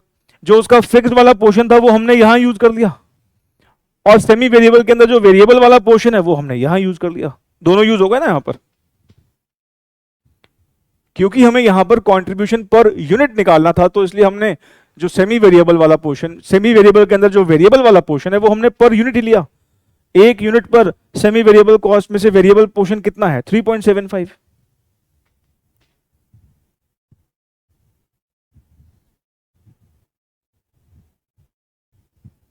ठीक है? तो मुझे एक बात बताइए, क्या अब आपका ब्रेक इवन पॉइंट कंप्यूट करने के लिए आपके पास सारी इंफॉर्मेशन आ चुकी है? हाँ सर, फिक्स कॉस्ट भी है, कंट्रीब्यूशन पर यूनिट भी है। फिक्स कॉस्ट के लिए मेहनत क्यों करनी पड़ी? क्योंकि एक तो जो फिक्स कॉस्ट दे रखी थी वो तो थी ही, उसके अलावा सेमी वेरिएबल के अंदर भी कुछ फिक्स पोर्शन था, तो वो भी निकाला पहले और फिर उसके अंदर जोड़ दिया। वेरिएबल सीधे सीधे भी दे रखी थी, पर सेमी वेरिएबल के अंदर कुछ पोर्शन था, वो वहां से निकाला और उसमें जोड़ दिया। तो सेमी वेरिएबल देने से हमें थोड़ा सा ध्यान ज्यादा रखना पड़ता है। ठीक है, आइए जरा हम अब ऐसा करते हैं, जो ब्रेक इवन पॉइंट है वो कंप्यूट कर देते हैं।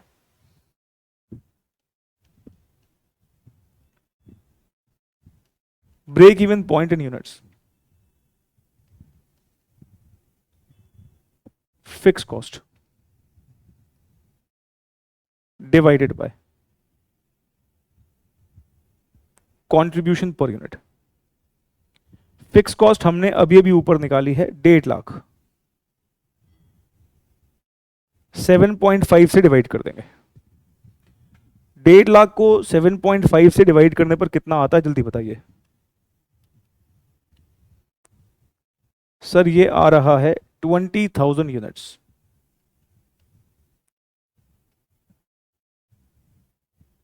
ठीक है जी, पर ध्यान रखें यहां हमें आंसर ब्रेक इवन पॉइंट नहीं देना है। उसने हमसे पूछा है कि इस ब्रेक इवन पॉइंट के लिए हमारा एक्टिविटी लेवल कितना है, मतलब कैपेसिटी यूटिलाइजेशन कितना है, ये हमें मेनली निकालना है। अब आपको ना यूनिटरी मेथड का जो इंपॉर्टेंस है उसका एहसास होगा। पहले मैं नॉर्मल कॉमन सेंस वाले तरीके से करवाऊंगा, और फिर आप देखेंगे कि यूनिटरी मेथड वाले तरीके से तो बड़ी जल्दी हो गया। ठीक है, तो दोनों तरीके से कराऊंगा, पहले नॉर्मल कॉमन सेंस वाले तरीके से करवाऊंगा और फिर मैं यूनिटरी मेथड से भी वो परसेंटेज आपको निकाल के बताऊंगा। चलिए पहले आप इतना नोट कर लो। सर ये तो हमने कर लिया है। ठीक है, अब ध्यान से प्लीज, पेन छोड़ दीजिए अपने सारे, अब 2 मिनट के लिए फोकस करें यहां पर। देखो इसने हमें शुरुआत में ही बताया कि अभी हम अपनी कैपेसिटी का कितना परसेंट यूज कर रहे हैं, 80%, और उसके लिए हम सेल कितने की कर रहे हैं, 8 लाख रुपए की सेल कर रहे हैं। और अगर हम यूनिट्स में निकालना चाहे तो निकाल सकते हैं, निकाला भी था हमने वर्किंग नोट नंबर 1 में। हम कितने यूनिट्स बेच रहे हैं, 32,000 यूनिट्स बेच रहे हैं। इसका मतलब 80% कैपेसिटी के लिए अभी जो हम यूनिट्स बेच रहे हैं वो 32,000 बेच रहे हैं। अगर मैं इसको यहां पर एक इक्वेशन के तौर पर लिखूं तो मैं क्या कहना चाह रहा हूं, बेसिकली हम यहां पर कह रहे हैं कि जितनी भी हमारी टोटल कैपेसिटी है अभी ना हम उसका 80% ही सिर्फ मैन्युफैक्चर कर रहे हैं, और सेल तो 8 लाख रुपए की कर रहे हैं, पर ये 8 लाख रुपए की सेल के लिए यूनिट्स कितने थे ये हम ऊपर निकाल चुके हैं, 32,000। इसका मतलब मैं कह सकता हूं कि टोटल कैपेसिटी का 80% हम अभी मैन्युफैक्चर कर रहे हैं, जो कि 32,000 होता है। तो क्या हम अब अपनी टोटल कैपेसिटी कंप्यूट कर सकते हैं क्या? हाँ सर, बिल्कुल कर सकते हैं।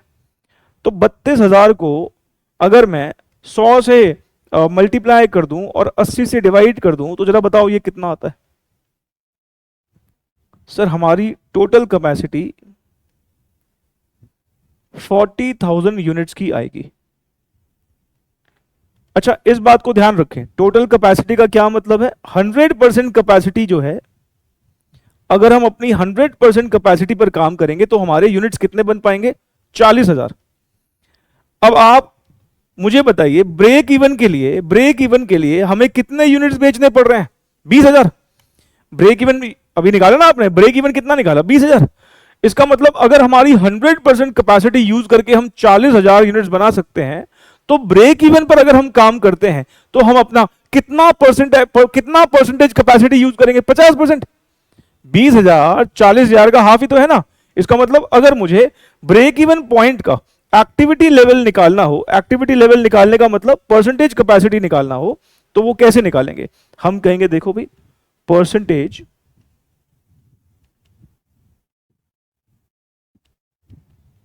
Capacity for break even point, या फिर इसको हम क्या कह सकते हैं? Activity level. परसेंटेज कैपेसिटी बोलो या फिर हम क्या बोलेंगे? Activity level for break even point. क्या बोले भाई? जितना भी आपका ब्रेक इवन पॉइंट है उसको डिवाइड कर देंगे किससे? टोटल कैपेसिटी से। ये तो हमने पहले भी किया था,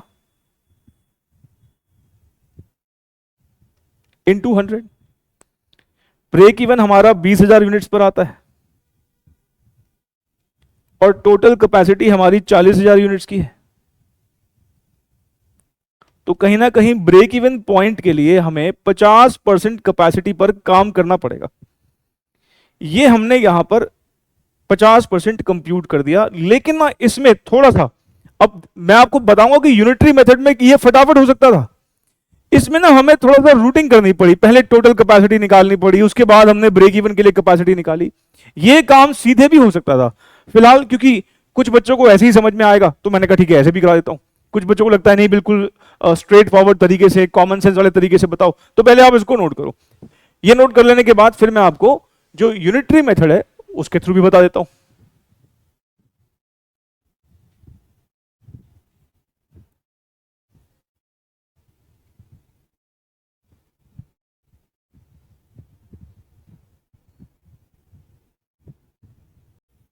अब इसी 50% को हम एक बार यूनिटरी मेथड से कंप्यूट करके देखते हैं और आपको दिखेगा कि ये जो हमने अभी इतना बड़ा सारा काम कर दिया है, ये हमें बिल्कुल करने की जरूरत नहीं पड़ेगी, एक ही स्टेप में सब कुछ सॉल्व हो जाएगा।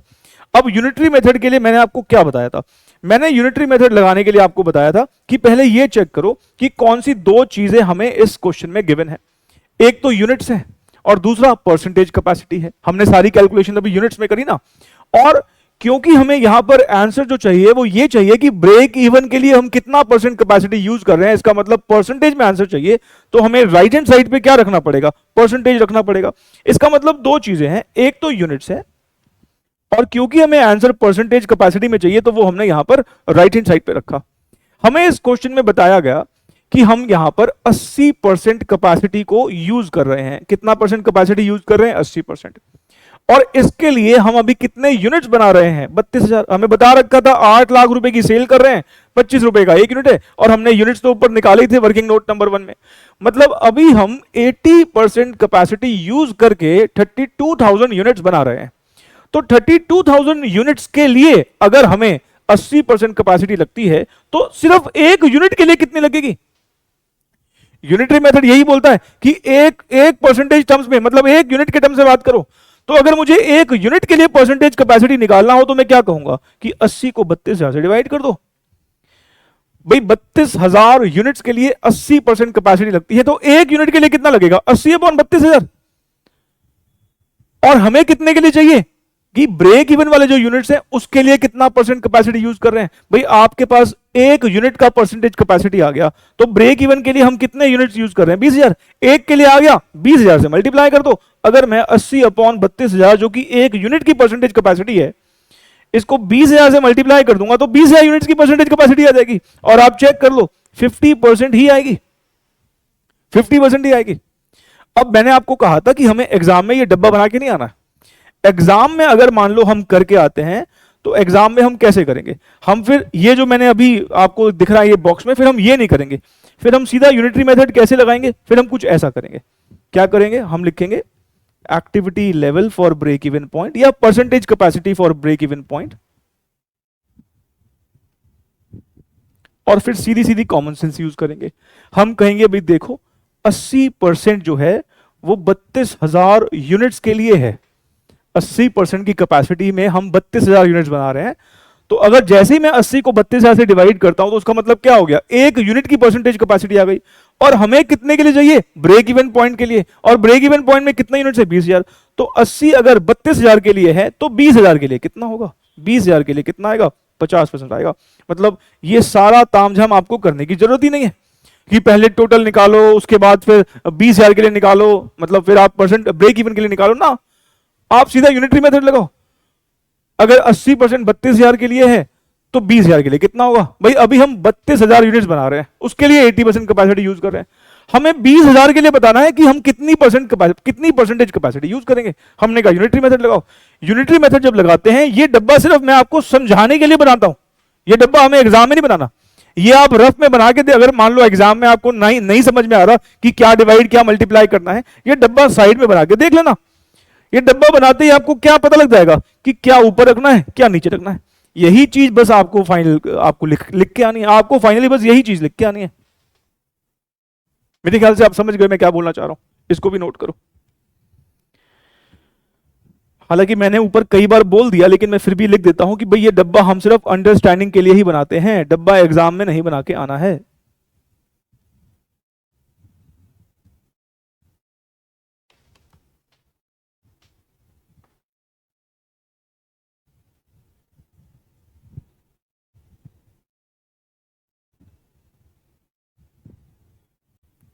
देखो जैसे मैंने आपको पिछली क्लास में भी कहा था कि हमारे इंस्टीट्यूट के काफी सारे क्वेश्चंस जो होते हैं वो सीए एग्जाम से कई बार कॉपी पेस्ट होते हैं। तो जो ये क्वेश्चन हमने अभी अभी सॉल्व किया, ये क्वेश्चन वैसे तो हमारे इंस्टीट्यूट के स्टडी मैट का है, लेकिन ये क्वेश्चन इंस्पायर्ड है एक सीए एग्जाम के क्वेश्चन से। तो मैं आपको अभी एक क्वेश्चन और करवा रहा हूं जो इस जैसा ही क्वेश्चन है। अब या तो हमारे एग्जाम में अगर मान लो इस तरह का क्वेश्चन आना होगा तो जो हमने किया या तो यही आ जाएगा, या फिर जो मैं आपको अब सीए एग्जाम का क्वेश्चन करवा रहा हूं जो कि इस क्वेश्चन जैसा ही है, आप कह सकते हो कि जो हमने अभी क्वेश्चन किया है इससे एक स्टेप ऊपर समझ लो आप।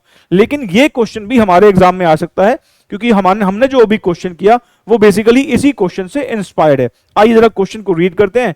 जो ये क्वेश्चन हम कर रहे हैं ये सीए एग्जाम में नवंबर 2017 में 8 मार्क्स का पूछा गया।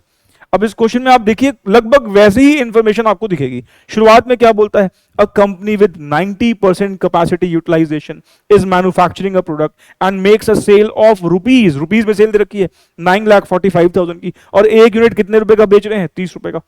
मतलब आप इस लाइन की मदद से क्या निकाल सकते हो, नंबर ऑफ यूनिट्स नहीं। उसके बाद फिर हमें कॉस्ट डेटा दे रखा है। मतलब अभी हमारे इंस्टीट्यूट ने जो एक पैराग्राफ फॉर्म में क्वेश्चन दे रखा था, इन्होंने थोड़ा सजा के दिया है। Cost data is as under, language भी देखो लगभग सेम ही है। मटेरियल कितने रुपए का, 9 रुपए का वेरिएबल कॉस्ट है। लेबर कितने रुपए की, 7 रुपए की वेरिएबल कॉस्ट है। फिर सेमी वेरिएबल कॉस्ट दे रखी है 2,10,000 की, और इसके अंदर बता रखा है इसमें वेरिएबल कंपोनेंट कितना है। फिर देखो आगे फिक्स कॉस्ट दे रखी है 94,500 की। आप अगर ध्यान से देखें तो लगभग आपको वही सेम सॉर्ट ऑफ इंफॉर्मेशन ही दिख रही है। आओ जरा पहले हम इसके भी वैसे ही वर्किंग नोट बना लेते जैसे अभी हमने अभी पिछले क्वेश्चन में किए। तो क्वेश्चन नंबर 75 जो कि आपको प्रैक्टिस क्वेश्चंस में दिखेगा, इसको अब हम यहां पर सॉल्व करते हैं। सबसे पहले हम working note number 1 number of units compute कर लेते हैं। हमें यहां पर बता रखा है कि 9,45,000 रुपए की हमने सेल करी है, और एक यूनिट हम कितने रुपए का, 30 रुपए का बना के बेचते हैं। तो 9,45,000 को अगर मैं 30 से डिवाइड करता हूं तो ये आता है 31,500 यूनिट्स। मतलब इस क्वेश्चन में हम क्या बोलेंगे कि हम अपनी कैपेसिटी का 90% यूटिलाइज कर रहे हैं, और वो 90% कैपेसिटी यूटिलाइज करके हम 31,500 यूनिट्स यहां पर बेच रहे हैं। उसके बाद फिर हम क्या करेंगे, अब हम सेमी वेरिएबल कॉस्ट को भी स्प्लिट कर देंगे।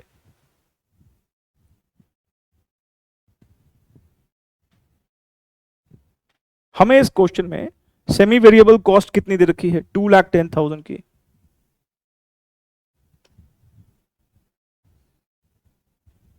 इस सेमी वेरिएबल कॉस्ट में वेरिएबल कंपोनेंट जो है वो कितना होगा?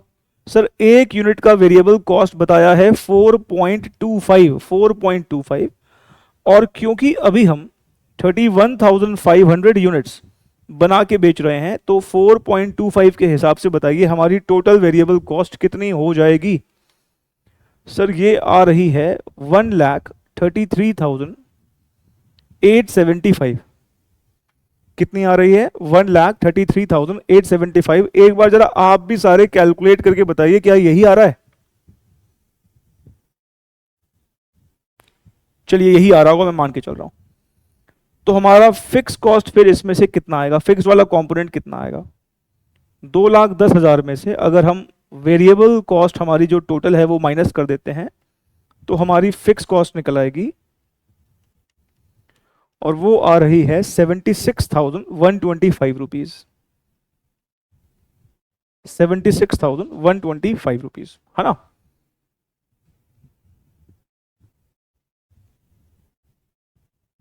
वर्किंग नोट नंबर 3, हमें क्योंकि यहां पर भी आप देखोगे फर्स्ट पॉइंट में ब्रेक इवन से रिलेटेड ही बात करी हुई है, तो क्योंकि ब्रेक इवन के लिए टोटल फिक्स कॉस्ट चाहिए होता है तो यहां पर भी हम पिछले क्वेश्चन की तरह टोटल फिक्स कॉस्ट लिख लेते हैं।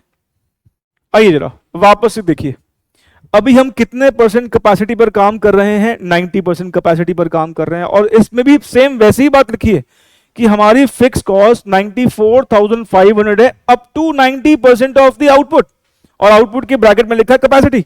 मतलब अगर हम अपने 90% लेवल ऑफ आउटपुट या कैपेसिटी पे काम करते हैं तो हमारी कॉस्ट 94,500 रहने वाली है। बियॉन्ड दिस, इसके आगे काम करेंगे तो 15,000 रुपए एक्स्ट्रा लगेंगे।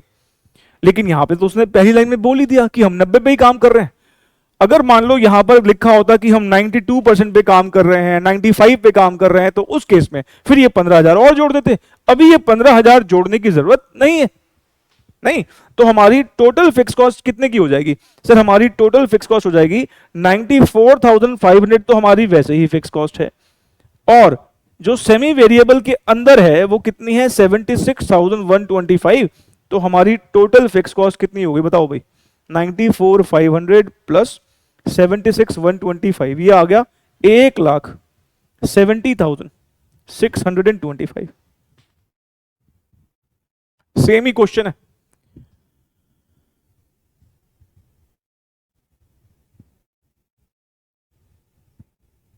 बढ़े आगे बढ़े, कंट्रीब्यूशन पर यूनिट निकाल लेते हैं अब। वर्किंग नोट नंबर 4, ये चारों वर्किंग नोट अभी अभी आपने ऊपर भी तो बनाए ना। कैलकुलेशन ऑफ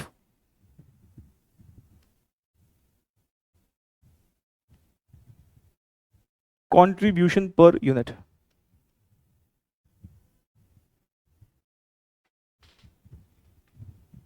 चलिए सबसे पहले हमारा सेलिंग प्राइस इस क्वेश्चन में है 30 रुपए, है ना? हमारा सेलिंग प्राइस है 30 रुपीज का। इसमें से हम माइनस करेंगे वेरिएबल कॉस्ट। हमें ये तो पता ही है कि मटेरियल और लेबर कॉस्ट वेरिएबल ही होती है। मटेरियल हमारा 9 रुपए का है, लेबर कॉस्ट हमारी 7 रुपए की है, और जो सेमी वेरिएबल के अंदर है उसके लिए लिख देते हैं अदर वेरिएबल कॉस्ट, और अदर वेरिएबल कॉस्ट हमारा कितने का हो गया? 4.25 का। इन सबको जोड़ दो, 9 प्लस 7 प्लस 4.25, ये आ गया 20.25। 20.25 का हमारा टोटल वेरिएबल कॉस्ट हो गया। तो 30 रुपए का सेलिंग प्राइस है, 20.25 का हमारा वेरिएबल कॉस्ट है, तो हमारा एक यूनिट का कंट्रीब्यूशन जो आएगा वो कितना आएगा? सर वो आ रहा है 9.75। कितना आ गया हमारा? 9.75 का हमारा टोटल कॉन्ट्रीब्यूशन पर यूनिट आ गया। यहां तक तो सब कुछ सेम ही है, अभी तक ऐसा कुछ भी नहीं किया हमने जो अभी पिछले क्वेश्चन में किया था उससे अलग हो। ठीक है, आइए जरा अब इसका फर्स्ट पार्ट पढ़ लें क्या। फर्स्ट पार्ट हमारा हो सकता है, you are required to calculate level of output at break even point. देखो उसने आउटपुट वर्ड किसके लिए यूज किया है, कैपेसिटी के लिए। कहीं ना कहीं वो मुझसे क्या कह रहा है, level of capacity at break even point. उसने ऊपर ये आउटपुट वर्ड जो यूज किया है वो किसके लिए यूज किया है, कैपेसिटी के लिए। तो फर्स्ट पार्ट में मुझसे क्या कह रहा है कि level of output at break even point. तो पहले ब्रेक इवन पॉइंट निकालना है और उसके बाद यह बताना है कि इसके लिए कितना परसेंट कैपेसिटी यूज कर रहे हैं, क्योंकि लेवल ऑफ आउटपुट के टर्म्स में, और आउटपुट को उसने बोला है कैपेसिटी, तो ब्रेक इवन के लिए कितना कैपेसिटी यूज हो रहा है वो हमें बताना है। तो पहले तो ब्रेक इवन पॉइंट ही निकालना पड़ेगा। आइए जी, ये 4 वर्किंग नोट के बाद अब हम फर्स्ट पार्ट यहां पर कंप्यूट कर रहे हैं। और पहले हम ब्रेक इवन पॉइंट जैसे अभी पिछले क्वेश्चन में किया था, सब कुछ सेम ही है, यूनिट्स में कंप्यूट कर रहे हैं। और यूनिट्स में कंप्यूट करने के लिए हमें क्या करना पड़ेगा, टोटल फिक्स कॉस्ट को डिवाइड करना पड़ेगा कंट्रीब्यूशन पर यूनिट से। हमारी टोटल फिक्स कॉस्ट थी 1 लाख, कितनी थी, 1,70,625। 1,70,625 को डिवाइड कर देंगे 9.75 से, और जरा बताइए ये कितना आ रहा है। 1,70,625 को 9.75 से डिवाइड करके आता है 17,500 यूनिट्स। ठीक है, अब आप मुझे बताओ, क्या इस बार सीधे ही यूनिटरी मेथड लगा लें?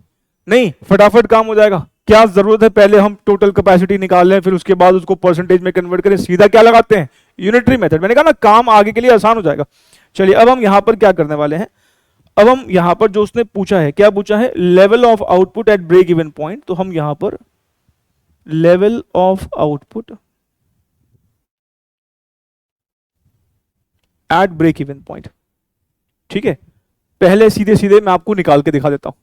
हम अभी कितने यूनिट्स बना रहे हैं, हमने वर्किंग नोट नंबर 1 में निकाला था, कितने बना रहे हैं, 31,500। कितने बना रहे हैं, 31,500। और कितनी परसेंट कैपेसिटी यूज करके, 90। इसका मतलब 90% कैपेसिटी यूज हो रही है 31,500 यूनिट्स के लिए। तो जैसे मैं 90 को 31,500 से डिवाइड करूंगा तो कहीं ना कहीं 1 यूनिट की कैपेसिटी आ रही है। और मुझे किसके लिए निकालनी है कि ब्रेक इवन के लिए कितना परसेंट कैपेसिटी यूज कर रहे हैं। ब्रेक इवन कितना है, 17,500। 90% अगर 31,500 के लिए है तो 17,500 के लिए हम कितना परसेंट कैपेसिटी यूज करेंगे। मैं आपको वो डब्बा बना के भी दिखा दूंगा, चिंता ना करो। ये जरा कैलकुलेट करके बताओ कितना आ रहा है। सर यहां पर भी एग्जैक्टली 50% ही आ रहा है। बस सवाल ये उठता है कि अगर एग्जाम में आपको ये ना समझ में आए कि किसको ऊपर रखना है किसको नीचे रखना है, तो वो डब्बा बना के देख लेना, वो मैं फिर से बना के दिखा देता हूं। और फिर से वही बात, मैंने आपसे कहा भाई 2 चीजें देखो कि हमें इस क्वेश्चन में कौन कौन सी गिवन है, क्योंकि ये क्वेश्चन तो बिल्कुल पिछले क्वेश्चन की तरह ही है, यहां पर भी यूनिट्स है और दूसरी चीज क्या है, परसेंटेज कैपेसिटी है। क्योंकि हमें आंसर परसेंटेज में चाहिए इसलिए परसेंटेज कैपेसिटी को राइट हैंड साइड में रखा। इस बार हम कह रहे हैं कि 31,500 यूनिट्स अगर हम बनाते हैं तो हमारी कितनी कैपेसिटी यूज होती है, 90%। 31,500 के लिए 90% कैपेसिटी यूज अगर होती है तो सिर्फ 1 यूनिट के लिए कितनी होगी, 1 यूनिट के लिए कितनी होगी, 90 को आप 31,500 से डिवाइड कर दो। 1 के लिए जैसे ही निकाला तो अब आप निकाल लो आपका ब्रेक इवन कितना है, 17,500। आपको 17,500 यूनिट्स के लिए देखना है कि हमारी कितनी परसेंट कैपेसिटी यूज होती है।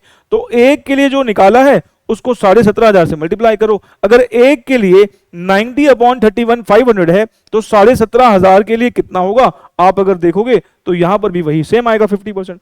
मैंने कहा हमें जो हम एग्जाम में करके आएंगे ना, हमें ये करके बस ये दिखा के आना है, हमें ये डब्बा बनाने की जरूरत नहीं है एग्जाम में। एग्जाम में सिर्फ हमें ये जो फाइनली जिसकी मदद से 50% आया है ये हमें वहां पे लिख के दिखा के आना है बस।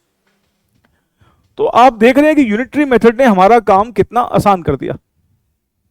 हालांकि यूनिटरी मेथड आपने बचपन में सीखा होगा, आप में से हो सकता है कुछ बच्चों को पता भी हो, पर बस मैंने कहा ना पहले की तरह, मैंने आपको वादा किया है ना, आपको हर एक छोटी छोटी बातें भी बताऊंगा, तो बस वही वादे के मुताबिक मैं आपको सारी बातें कोशिश करता हूं कि बताई दूं।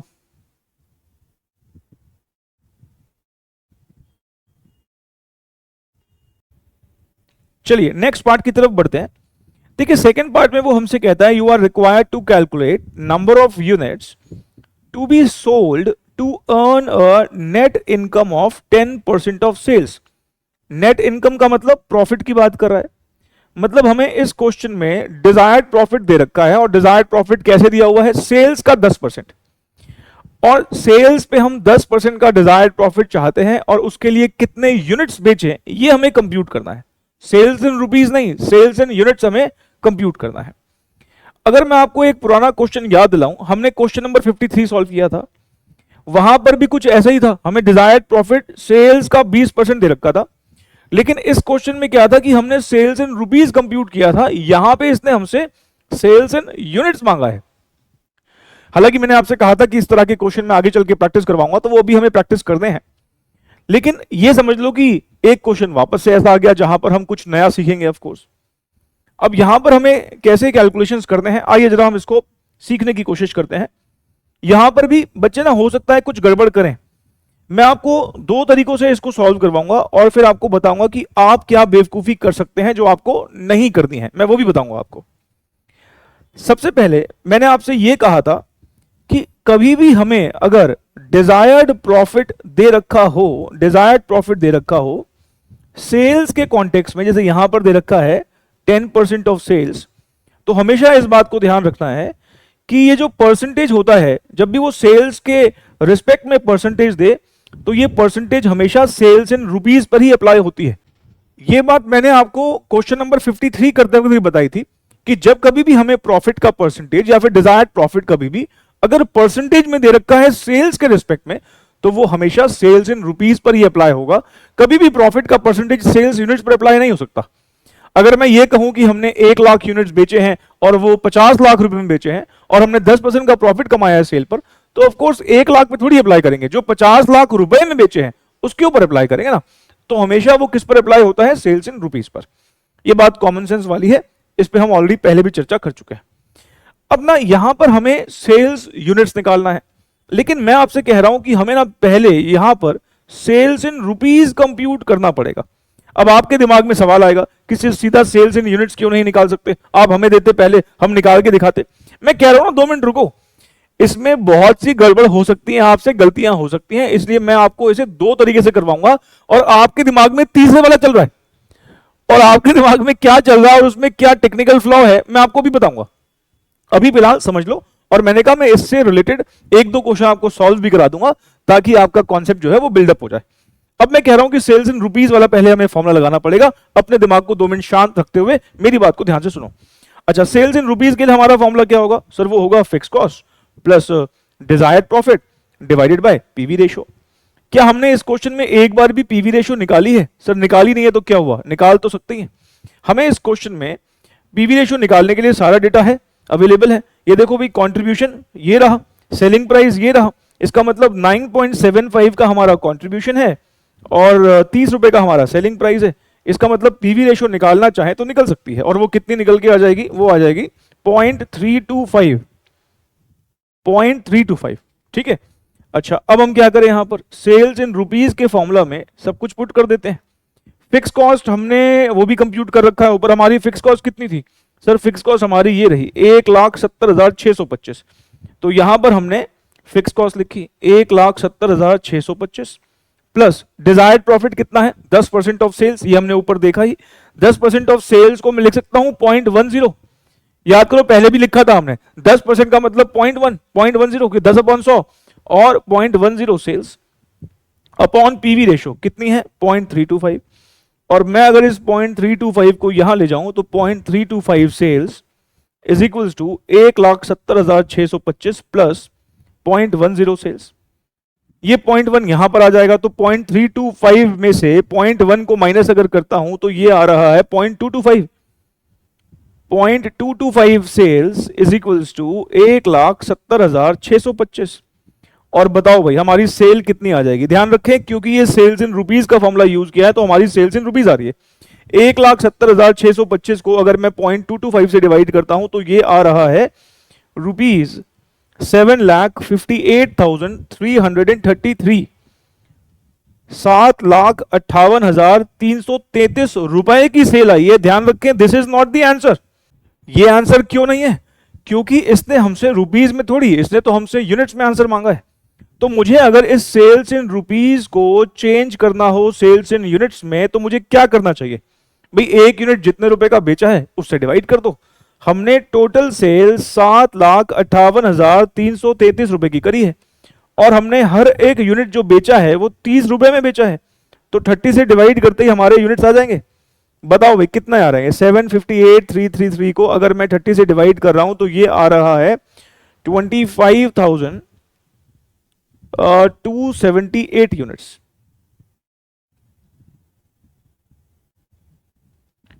तो ये हमारा फाइनल आंसर है। अब आपके दिमाग में जो सवाल चल रहे हैं ना, मुझे उनके भी जवाब देने हैं। पहले आप इसको देखो, क्या ये बात आपको समझ में आ गई है? हमने पहले यहां पर सेल्स इन रुपीज निकाला और उसके बाद फिर हमने एक यूनिट के सेलिंग प्राइस से डिवाइड करके सेल इन यूनिट्स निकाल दिया। ये हमारा फाइनल आंसर है। अब आप में से ना कुछ बच्चों के दिमाग में ये आ रहा है कि सर ये ड्रामा क्यों किया, पहले रुपीज में निकालने का और बाद में यूनिट्स में निकालने का? क्या हम यहां पर सीधे सेल्स इन यूनिट्स नहीं निकाल सकते? निकाल सकते हैं, बिल्कुल निकाल सकते हैं, लेकिन वैसे नहीं जैसे आप सोच रहे हैं। आपके दिमाग में भी एक ऑल्टरनेटिव सोल्यूशन आ रहा है, लेकिन मैं पहले कह रहा हूं वो गलत है। मैं भी यहां पर आपको डायरेक्टली सेल्स इन यूनिट्स निकाल के दिखाऊंगा, लेकिन मेरा तरीका वो नहीं है जो आपके दिमाग में आ रहा है। आओ जरा देखें कि वो तरीका क्या है जिससे directly sales in units compute किया जा सकता है। मैं यहां पर और करके फिर से इस पर्टिकुलर क्वेश्चन को सॉल्व कर रहा हूं, डायरेक्टली सेल्स इन यूनिट्स निकालना चाह रहा हूं। पहले तो ये बताइए, अगर हमें सेल्स इन यूनिट्स कंप्यूट करना हो तो उसके लिए हमारा फॉर्मूला क्या होगा? सर उसके लिए फॉर्मूला होता है fixed cost plus desired profit divided bye PV ratio नहीं लेते बस। उस केस में हमें क्या लेना होता है? कंट्रीब्यूशन पर यूनिट लेना होता है। ठीक है, अच्छा अब हम इस केस में क्या करेंगे? हमें कुछ ऐसे करना पड़ेगा, let the number of units sold be x. Sir अब ये एक्स पे कहां चले गए? हम तो बिल्कुल सीधे सीधे तरीके से सोच रहे हैं करने का, तभी तो कह रहा हूं आप वाला गलत है। पहले देख लो, समझ लो, मैं आप वाला तरीका बताऊंगा कि क्यों गलत है। मैं कह रहा हूं कि let the number of unit sold be x. अच्छा, क्या मैं इस पर्टिकुलर क्वेश्चन में प्रॉफिट पर यूनिट कंप्यूट कर सकता हूं? देखो मैंने आपको अभी अभी बताया कि जब भी ये 10% ऑफ सेल जो लिखा है, 10% जब भी अप्लाई करना तो ध्यान रखना सेल्स इन रुपीज पर अप्लाई करना, क्योंकि मुझे ये तो पता ही है कि मेरा एक यूनिट का सेल्स इन रुपीज क्या है। एक यूनिट का सेल्स इन रुपीज क्या है? 30 रुपए। मैं हर एक यूनिट 30 रुपए का बेचना चाहता हूं, बेचता हूं, और मैं 10% का मुनाफा चाहता हूं। इसका मतलब 30 रुपए पर 10% का क्या मतलब हुआ? 3 रुपए। कहीं ना कहीं मैं अगर एक यूनिट का आपसे प्रॉफिट पूछूं तो कितना हुआ, क्योंकि मेरा यहां पे सेलिंग प्राइस मुझे दे रखा है और 30 रुपए का हमारा सेलिंग प्राइस है, तो 30 रुपए का 10% कितना होता है? 3 रुपए। मतलब मैं यहां पर प्रॉफिट पर यूनिट अगर निकालना चाहूं तो निकाल सकता हूं। 10% ऑफ सेल्स, मैंने कहा सेल्स इन रुपीज पर ही अप्लाई करते हैं ये परसेंटेज, तो 30 रुपए सेल्स इन रुपीज ही तो है, बस ये एक यूनिट का है, तो इसका मतलब ये एक यूनिट का हमारा प्रॉफिट निकल आया। मतलब हर एक यूनिट पर मैं 3 रुपए का प्रॉफिट कमाना चाहता हूं। अब मुझे ये नहीं पता कि हम कितने नंबर ऑफ यूनिट्स बेचे इसके लिए, ये तो निकालना ही है। मान लो सपोज, वैसे आएगा कुछ और, पर मान लो हमारा 1 लाख यूनिट्स आंसर निकल के आता है, तो 1 लाख यूनिट पर हमारा डिजायर्ड प्रॉफिट कितना होगा? 1 लाख मल्टीप्लाइड बाय 3 लाख रुपए। अगर मान लो हमारे नंबर ऑफ यूनिट्स 50,000 हुए तो डिजायर्ड प्रॉफिट कितना होगा? 50,000 इंटू 3। अगर हमारे नंबर ऑफ यूनिट्स 10,000 हुए तो डिजायर्ड प्रॉफिट कितना होगा? 10,000 इंटू 3। और अगर हमारे नंबर ऑफ यूनिट्स x हुए तो आप बताओ फिर कितना होगा? x into 3। इसका मतलब मैं यहां पर लिख सकता हूं कि हमारा डिजायर्ड प्रॉफिट इस केस में कितना होगा? हमारा डिजायर्ड प्रॉफिट हम बोल सकते हैं, क्योंकि नंबर ऑफ यूनिट तो मुझे भी नहीं पता कितने हैं, पर जितने भी होंगे मल्टीप्लाइड बाय 3, क्योंकि हर एक यूनिट पर हम 3 रुपए कमाना चाहते हैं, तो हमारा डिजायर्ड प्रॉफिट कितना होगा? 3x। Therefore desired profit 3x। भाई नंबर ऑफ यूनिट तो मुझे भी नहीं पता, ये तो निकालने हैं, लेकिन क्योंकि हर एक यूनिट पर 3 रुपए कमाना चाहते हैं, तो जितने भी यूनिट्स बेचेंगे मल्टीप्लाइड बाय 3। अब क्योंकि यूनिट्स तो निकालने हैं, वो हमने x माने, तो हमारा डिजायर्ड प्रॉफिट कितना होगा? 3x। Number of units x है, मल्टीप्लाइड बाय 3, हर एक यूनिट पर 3 रुपए कमाने हैं। अब आपको क्या करना है? बस अब आप इसको पुट कर दो। फॉर एग्जांपल यहां पर हमने अगर ये वाला जो फॉर्मूला यहां लिखा है, सेल्स इन यूनिट्स, हमने क्या एज्यूम किया है? ये हमने x एज्यूम किया है, तो मैं यहां पर लिख देता हूं sales in units x is equals to, fixed cost हमारी कितनी थी? सर फिक्स कॉस्ट हमारी थी 1,70,625, ये रही है ना। 1,70,625 प्लस डिजायर्ड प्रॉफिट कितना है 3x है। कंट्रीब्यूशन पर यूनिट हमने कितना निकाल रखा है इस क्वेश्चन में 9.75 है। 9.75x इज इक्वल्स टू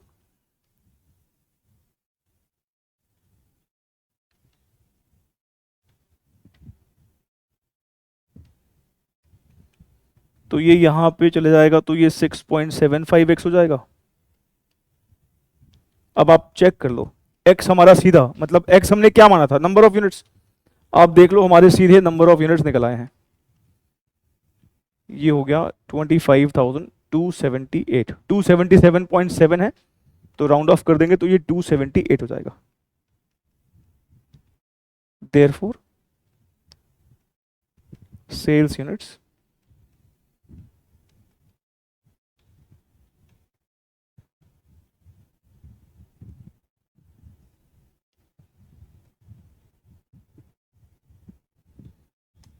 ठीक।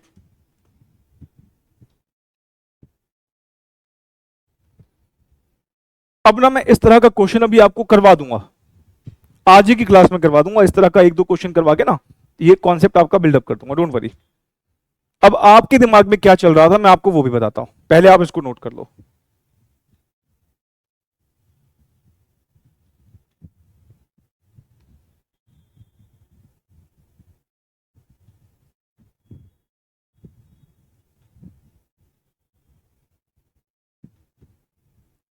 चलिए आइए, अब मैं आपके दिमाग में जो चल रहा था आंसर जो कि गलत है, जो आपको नहीं करके आना है, हम लिख देंगे ये रॉन्ग सोल्यूशन है, ठीक है ना।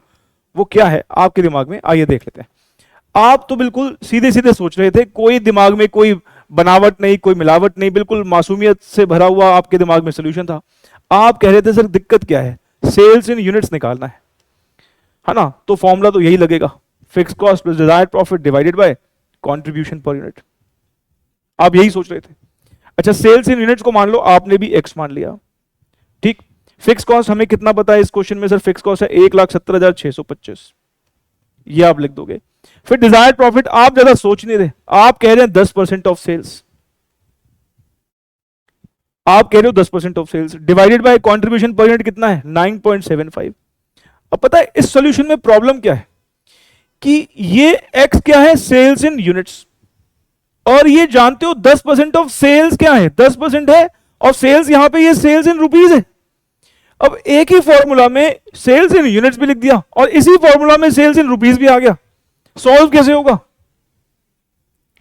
आप क्या कर रहे हो, आप सेल्स इन यूनिट्स वाले फॉर्मूला में ही सेल्स इन रुपीज को भी बीच में लेके आ रहे हो, क्योंकि डिजायर्ड प्रॉफिट यहां दे रखा है 10% ऑफ सेल्स, और ये 10% ऑफ सेल्स मतलब सेल्स इन रुपीज। तो आप तो कह रहे हो कि सीधा 10% ऑफ सेल लिख दो। अब कुछ बच्चे तो पता है क्या करेंगे, इस 10% को कहेंगे एक्स ही है, लेकिन ये एक्स नहीं है ना, क्योंकि ये एक्स आपने क्या माना है सेल्स इन यूनिट्स, और ये क्या है सेल्स इन रुपीज। दोनों को एक्स थोड़ी लिख सकता हूं, दोनों अलग अलग है, यूनिट्स अलग है रुपीज अलग है। तो आपके इस फॉर्मूला में, आपके इस तरीके में टेक्निकली प्रॉब्लम क्या हो रही है कि आप अगर यूनिट्स वाला फॉर्मूला लगा रहे हो, सेल्स इन यूनिट्स वाला फॉर्मूला लगा रहे हो, और जो यहां पे डिजायर्ड प्रॉफिट लिख रहे हो 10% ऑफ सेल, वो सेल्स इन रुपीज है। तो यहां तो दो दो अननोन चीजें हो गई, सेल्स इन यूनिट्स भी आ गया, सेल्स इन रुपीज भी आ गया, सॉल्व भी नहीं हो पाएगा। और हमने देखो क्या किया, दोनों बार हमने एक पैरिटी बिठाई। पहले हमने क्या किया, सेल्स इन रुपीज का जो पहले वाला सॉल्यूशन था, वहां हमने क्या कहा, हमने कहा भाई सेल्स इन रुपीज पहले कंप्यूट करो। क्यों सेल्स इन रुपीज पहले कंप्यूट करो, क्योंकि ये 10% सेल्स इन रुपीज का है, तभी हमने पहले यहां सेल्स इन रुपीज निकाला।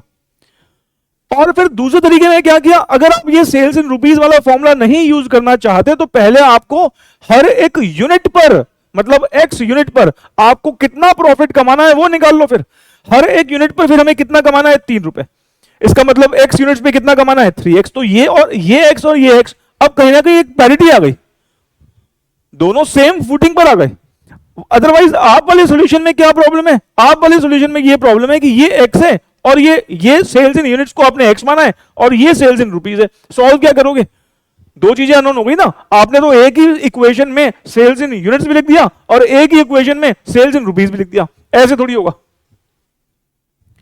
तो आपके पास दो तरीके हैं इस तरह के क्वेश्चन को सॉल्व करने के लिए, या तो पहले सेल्स इन रुपीज निकालो। अच्छा, अगर मान लो सेल्स इन रुपीज ही मांगा होता, जैसे कि जो हमने क्लास में क्वेश्चन नंबर 53 किया था, यहां पे हमें सीधा सेल्स इन रुपीज ही निकालना था, तो यहां ये बात बताने का मुझे मौका ही नहीं मिला,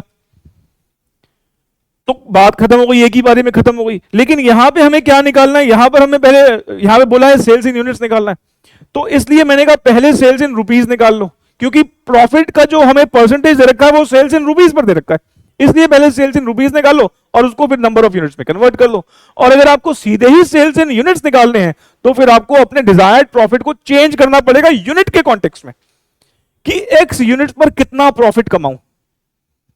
नहीं, हर एक यूनिट पर 3 रुपए कमाते हैं तो एक्स यूनिट पर 3x कमाएंगे, तो फिर ऐसे कन्वर्ट कर लो। और मैंने कहा अभी मैं इस तरह के क्वेश्चन करवा दूंगा ताकि आपको ये कंफर्ट एक आ जाए। बाकी आप अगर इसको भी नोट कर रहे हैं तो ध्यान रखें, इसके आसपास लिख लीजिएगा, ये नहीं करना है, दिस इज रॉन्ग सोल्यूशन, ये नहीं करके आना आपको।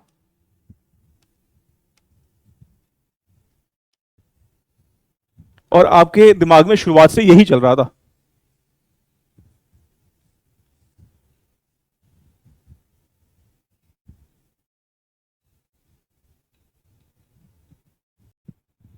चलिए अपने अगले पार्ट की तरफ बढ़ते हैं। लास्ट पार्ट इसका जो है, थर्ड पार्ट में वो हमसे कह रहा है कि level of output needed to earn a profit of 1,41,375।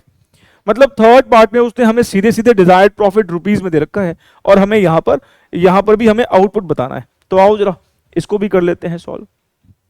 Third part, अगर हम यहां पर सेल्स इन यूनिट्स वाला फॉर्मूला फिर से लगाएं, क्योंकि इस बार हमें डिजायर्ड प्रॉफिट सीधे सीधे दे रखा है तो हमें कोई दिक्कत नहीं होगी।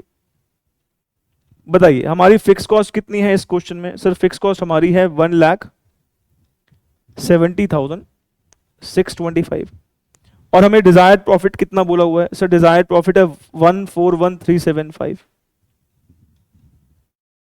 Divided by contribution per unit हमारा कितना है?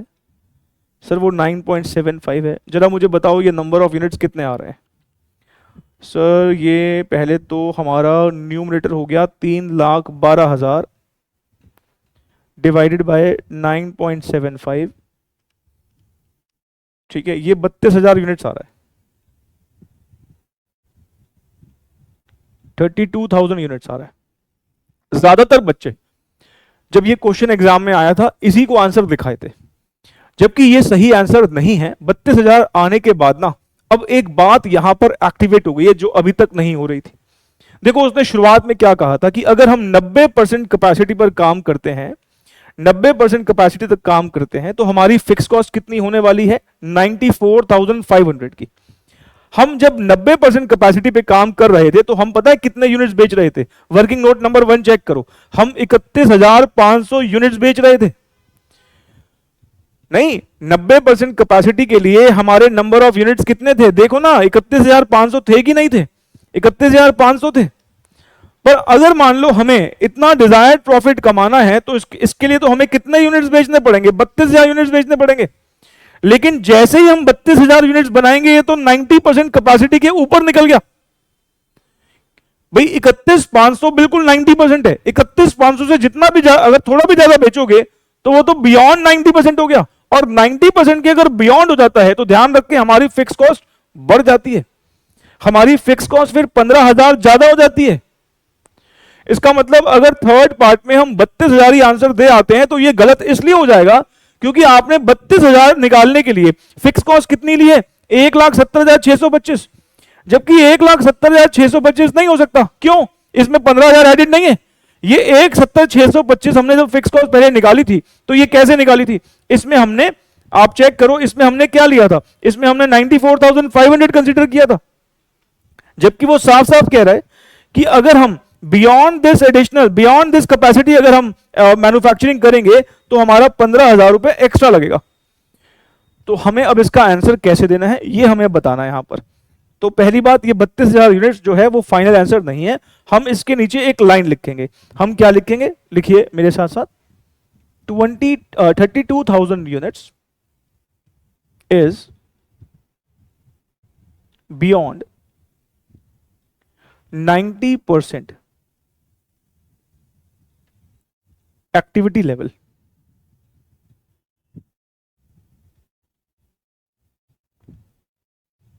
In such a case, comma, fixed cost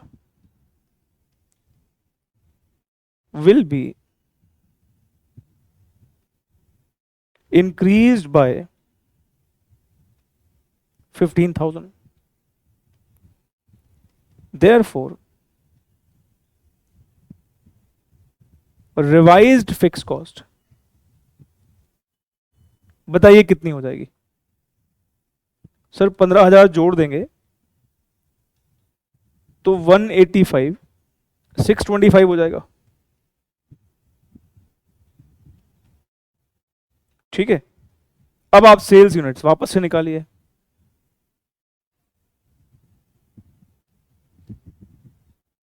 one 185, 625 plus desired profit कितना है? 141375 डिवाइडेड बाय 9.75, बताओ जी कितना आएगा?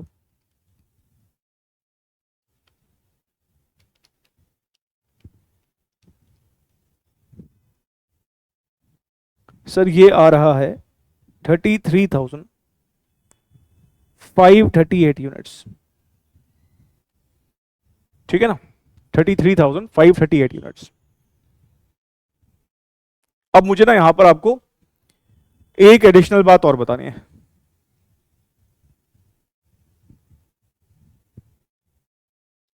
और वो क्या है?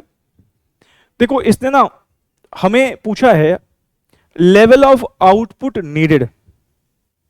कुछ बच्चे इस आउटपुट को नंबर ऑफ यूनिट्स भी समझ सकते हैं जो हमने निकाल दिए, और ना कुछ स्टूडेंट्स इसको ऐसे भी इंटरप्रेट कर सकते हैं कि आउटपुट को ना उसने ऊपर कैपेसिटी से डिनोट किया था। जब वो आउटपुट बोल रहा था, इसका मतलब वो क्या चाह रहा था हमसे? कैपेसिटी।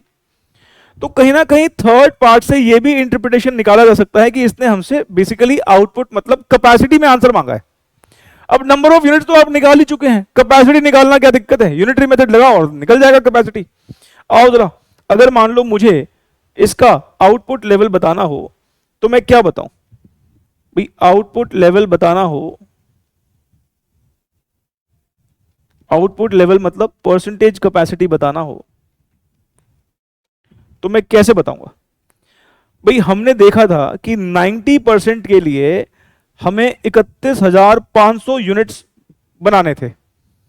अगर हम 31,500 यूनिट्स बनाते थे तो हम कितनी परसेंट कैपेसिटी यूज कर रहे हैं? 90%। मुझे अगर 33,538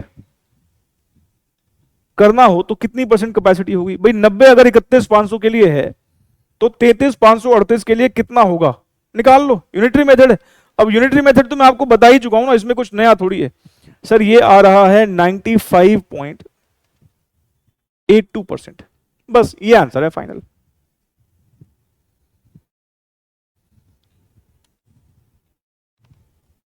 तो मैं एक बार फिर से इस लास्ट वाले पार्ट को बता दूं। देखो, लास्ट वाले पार्ट में शुरुआत में तो लग रहा है कि कोई दिक्कत है ही नहीं, 32,000 निकाल दिया।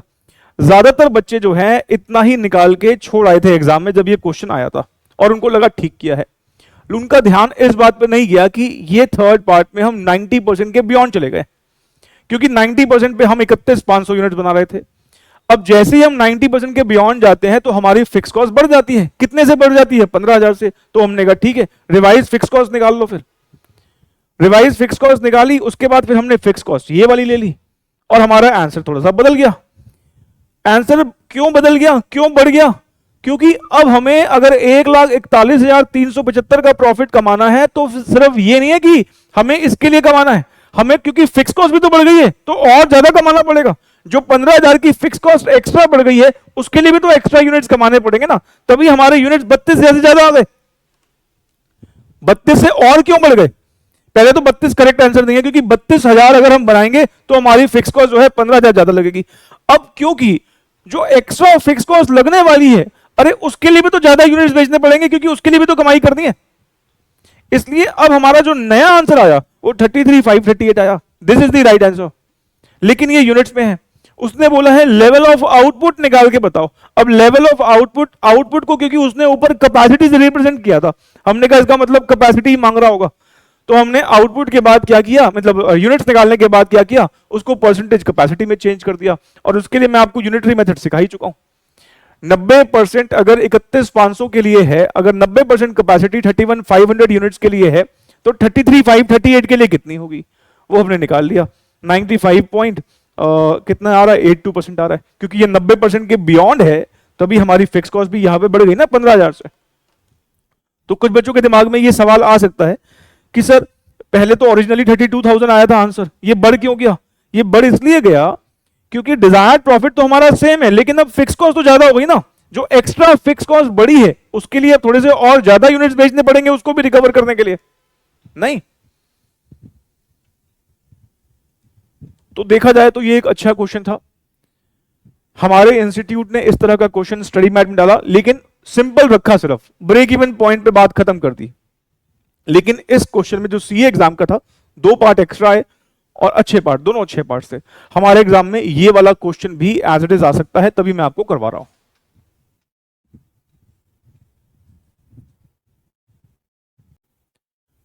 चलिए अब ऐसा करते हैं, आपके कॉन्सेप्ट को ना स्ट्रॉन्ग करने के लिए, जैसे मैंने आपसे कहा था कि डिजायर्ड प्रॉफिट अगर परसेंटेज में दे रखा होगा तो इस तरह के क्वेश्चन हम कुछ और देख लेंगे। तो मैं आपको एक क्वेश्चन करवा रहा हूं, क्वेश्चन नंबर 71 हमारी बुक में ही है, हमारे इंस्टीट्यूट ने ही पास में पूछा हुआ है। तो इससे ना आपका ये कॉन्सेप्ट स्ट्रॉन्ग हो जाएगा, अगर हमें डिजायर्ड प्रॉफिट किस में दे रखा हो, परसेंटेज में दे रखा हो और सेल्स के रिस्पेक्ट में। जैसे यहां पर हमें सेलिंग प्राइस दे रखा है 20 रुपए का, वेरिएबल कॉस्ट दे रखा है 14 रुपीज, फिक्स्ड ओवरहेड दे रखे हैं 7,92,000, और हमसे यहां पर दोनों चीजें मांगी हैं, सेल्स वैल्यू भी और सेल्स यूनिट्स भी, टू अर्न, क्या अर्न करने के लिए, 10% ऑफ सेल्स। जैसे ही बोले कि डिजायर्ड प्रॉफिट 10% ऑफ सेल्स है, तो इसका मतलब ये कौन से वाले सेल की बात हो रही है, रुपीज वाले सेल की बात हो रही है।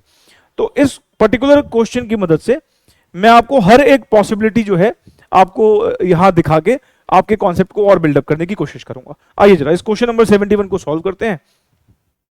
पहले आसान तरीके से, अगर हमें सीधा सेल्स इन रुपीज कंप्यूट करनी हो तो हमारा फॉर्मूला क्या लगेगा?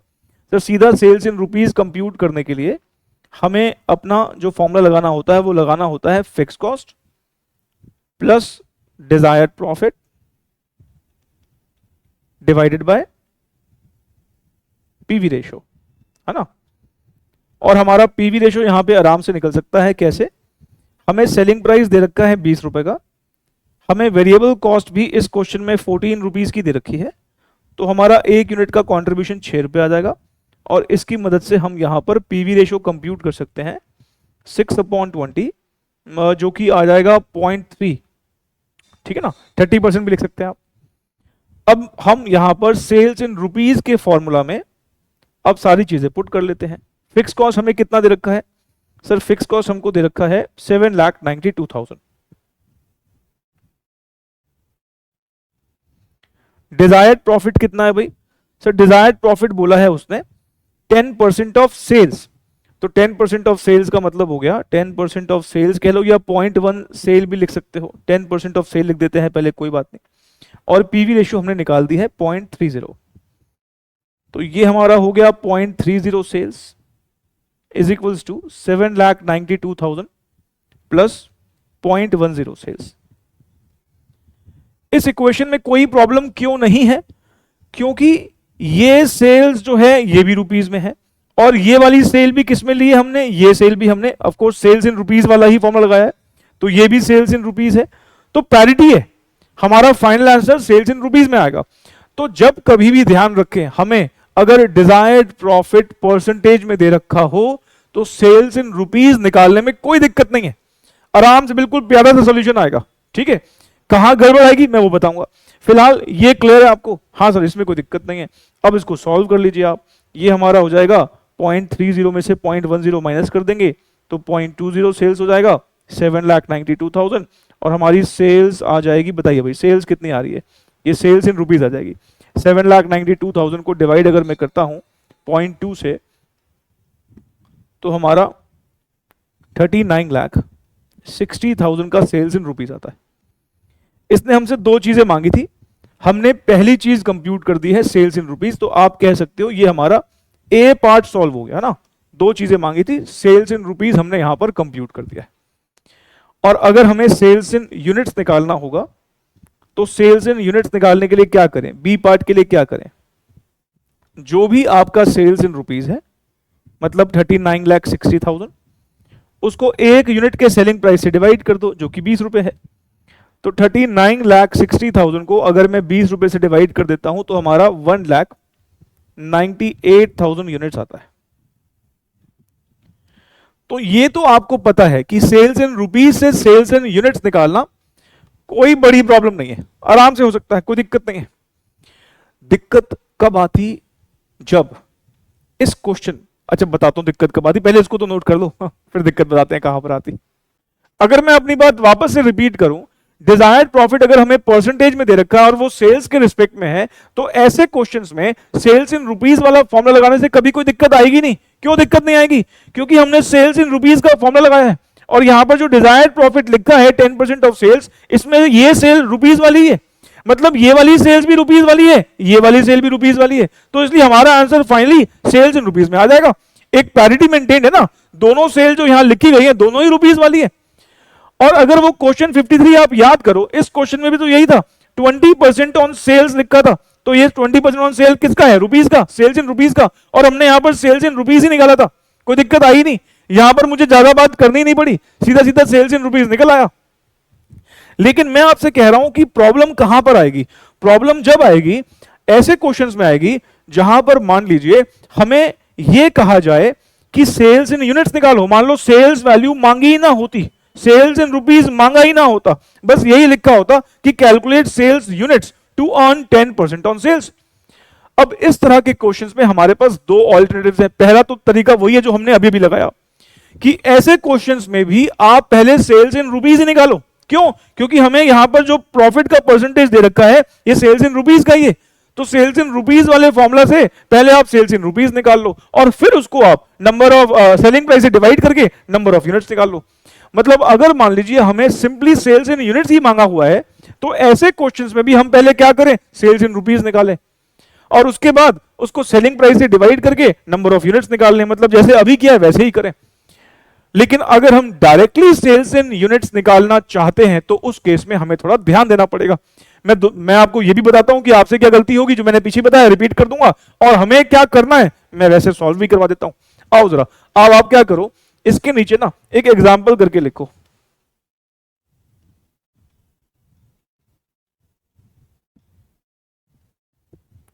Suppose in question number 71, comma, we are required to calculate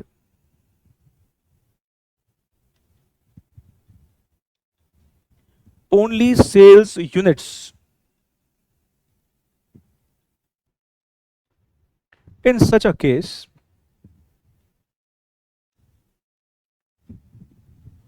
we can follow the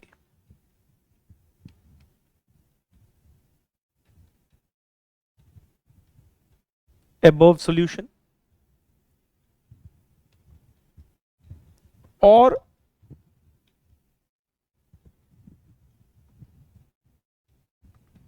it can be done in following alternative manner।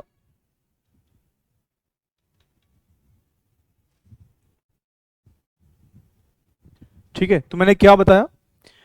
मैंने कहा मान लीजिए हमें इसी क्वेश्चन 71 में अगर सिर्फ सेल्स यूनिट्स ही निकालने होते तो एक तरीका तो यह है कि पहले सेल्स इन रुपीज निकालो और उसके बाद उसे यूनिट्स में कन्वर्ट कर लो सेलिंग प्राइस से डिवाइड करके। और अगर आप डायरेक्टली ही सेल्स यूनिट्स निकालना चाहते हो तो उस केस में फिर आपको यह तरीका लगाना पड़ेगा जो मैं अब आपको फॉलो करवा रहा हूं, और ये हमने अभी अभी पिछले क्वेश्चन में भी लगते हुए देखा। पहले हम सेल्स यूनिट्स का फॉर्मूला लिख लेते हैं। बताइए जी, सेल्स अगर यूनिट्स में कंप्यूट करना हो तो हमारा क्या फॉर्मूला होता है? Sir fixed cost plus desired profit divided by contribution per unit, यही फॉर्मूला होता है।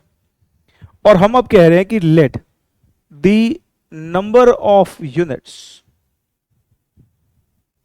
सोल्ड बी एक्स, मतलब मैं इस सेल्स यूनिट्स को एक्स एज्यूम कर रहा हूं। अगर हम सेल्स यूनिट्स को एक्स एज्यूम कर रहे हैं तो हमें यह ध्यान रखना है कि डिजायर्ड प्रॉफिट भी फिर एक्स की टर्म्स में होना चाहिए, डिजायर्ड प्रॉफिट भी नंबर ऑफ यूनिट्स की ही टर्म्स में होना चाहिए। तो हमने अभी अभी क्या सीखा, हमने कहा भाई ठीक है, हम यहां पर ये तो निकाल ही सकते हैं ना कि हर एक यूनिट पर हम कितना डिजायर्ड प्रॉफिट कमाना चाहते हैं। भाई माना कि यहां पर हमें जो प्रॉफिट का परसेंटेज दे रखा है वो सेल्स इन रुपीस के कंटेक्स्ट में दे रखा है, तो हमें एक यूनिट का तो सेल्स रुपीस पता है ना, भाई एक यूनिट पे हम कितने रुपए की सेल्स इन रुपीस करते हैं, 20 रुपए की।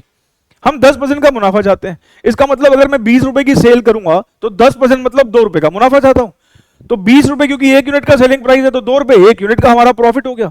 तो मैं हर एक यूनिट पर कितने रुपए का प्रॉफिट कमाना चाहता हूं, भाई 20 रुपए का सेलिंग प्राइस है, 10% का प्रॉफिट कमाना चाहते, तो इसका मतलब हर एक यूनिट पर 2 रुपए का प्रॉफिट कमाना चाहते हैं। अब नंबर ऑफ यूनिट्स मुझे नहीं पता, मान लो मेरे नंबर ऑफ यूनिट्स 50,000 होते हैं, तो हमारा डिजायर्ड प्रॉफिट कितना हो जाएगा, क्योंकि हर एक यूनिट पर 2 रुपए कमाना चाहते हैं, तो 50,000 यूनिट्स पर कितना हो जाएगा, 50,000 मल्टीप्लाइड बाई 2।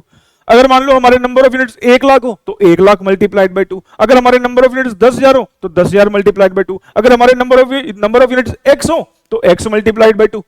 इसका मतलब हमारा डिजायर्ड प्रॉफिट कितना हो जाएगा, एक यूनिट का तो 2 रुपए है, तो x यूनिट्स का कितना होगा, क्योंकि हमने अपनी सेल्स यूनिट्स कितनी एज्यूम करी है, x। तो x यूनिट्स पर हमारा डिजायर्ड प्रॉफिट कितना होगा, 2x। x number of units है और हर एक यूनिट पर 2 रुपए कमाना चाहते हैं, तो x यूनिट्स पर कितना कमाएंगे, x मल्टीप्लाइड बाई 2।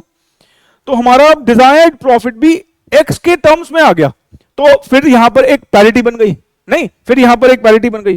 तो अब हम क्या करने वाले हैं, बस अब इस इक्वेशन में सब पुट कर दो।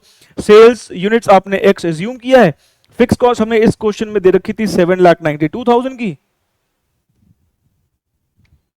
डिजायर्ड प्रॉफिट 2x है, divided by contribution per unit कितना है, यहां पर 20 माइनस 20 का सेलिंग प्राइस है, 14 का वेरिएबल कॉस्ट है, 6 रुपए का है, तो ये 6 रुपए यहां आएगा, तो ये कितना हो जाएगा 6x प्लस 2x, तो ये हो गया 4x इज इक्वल्स टू 792। तो बताओ भाई x कितना आ रहा है, सर x आ जाएगा हमारा 1,98,000। देयरफॉर सेल्स यूनिट्स, तो इस तरीके से आप डायरेक्टली निकाल सकते हैं, इसको नोट करो।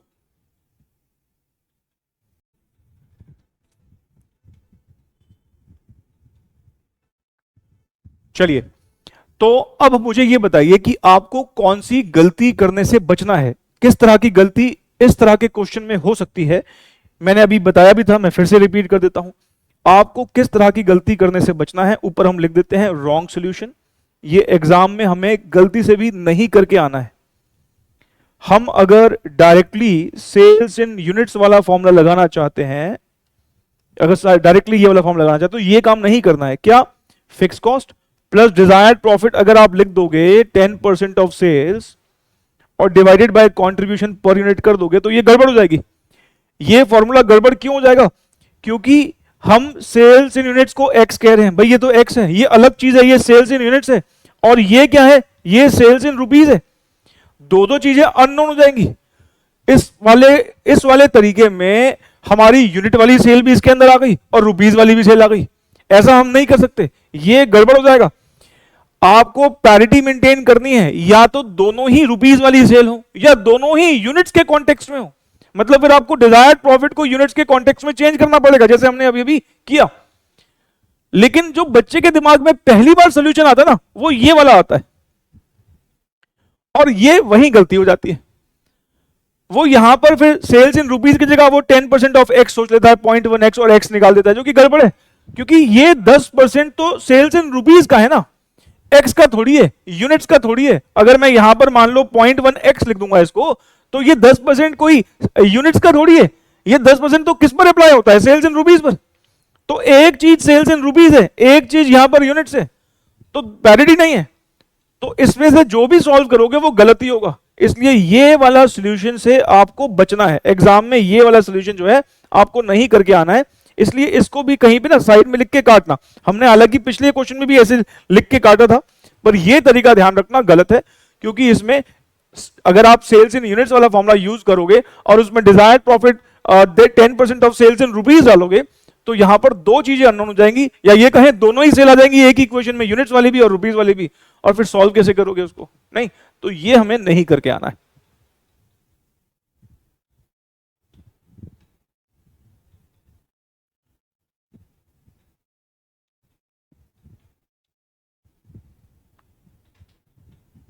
चलिए फिर ऐसा करते हैं, आज की क्लास को यहीं तक रखते हैं। अगली क्लास में हम एक कॉन्सेप्ट पढ़ेंगे मर्जर का, और उस कॉन्सेप्ट के ऊपर भी हमारे इंस्टीट्यूट ने स्टडी मैट में क्वेश्चंस दे रखे हैं, और बड़ा ही सिंपल सा प्यारा सा कॉन्सेप्ट है। अगर एग्जाम में उस कॉन्सेप्ट पे क्वेश्चन आता है तो बिल्कुल फ्री के मार्क्स होंगे।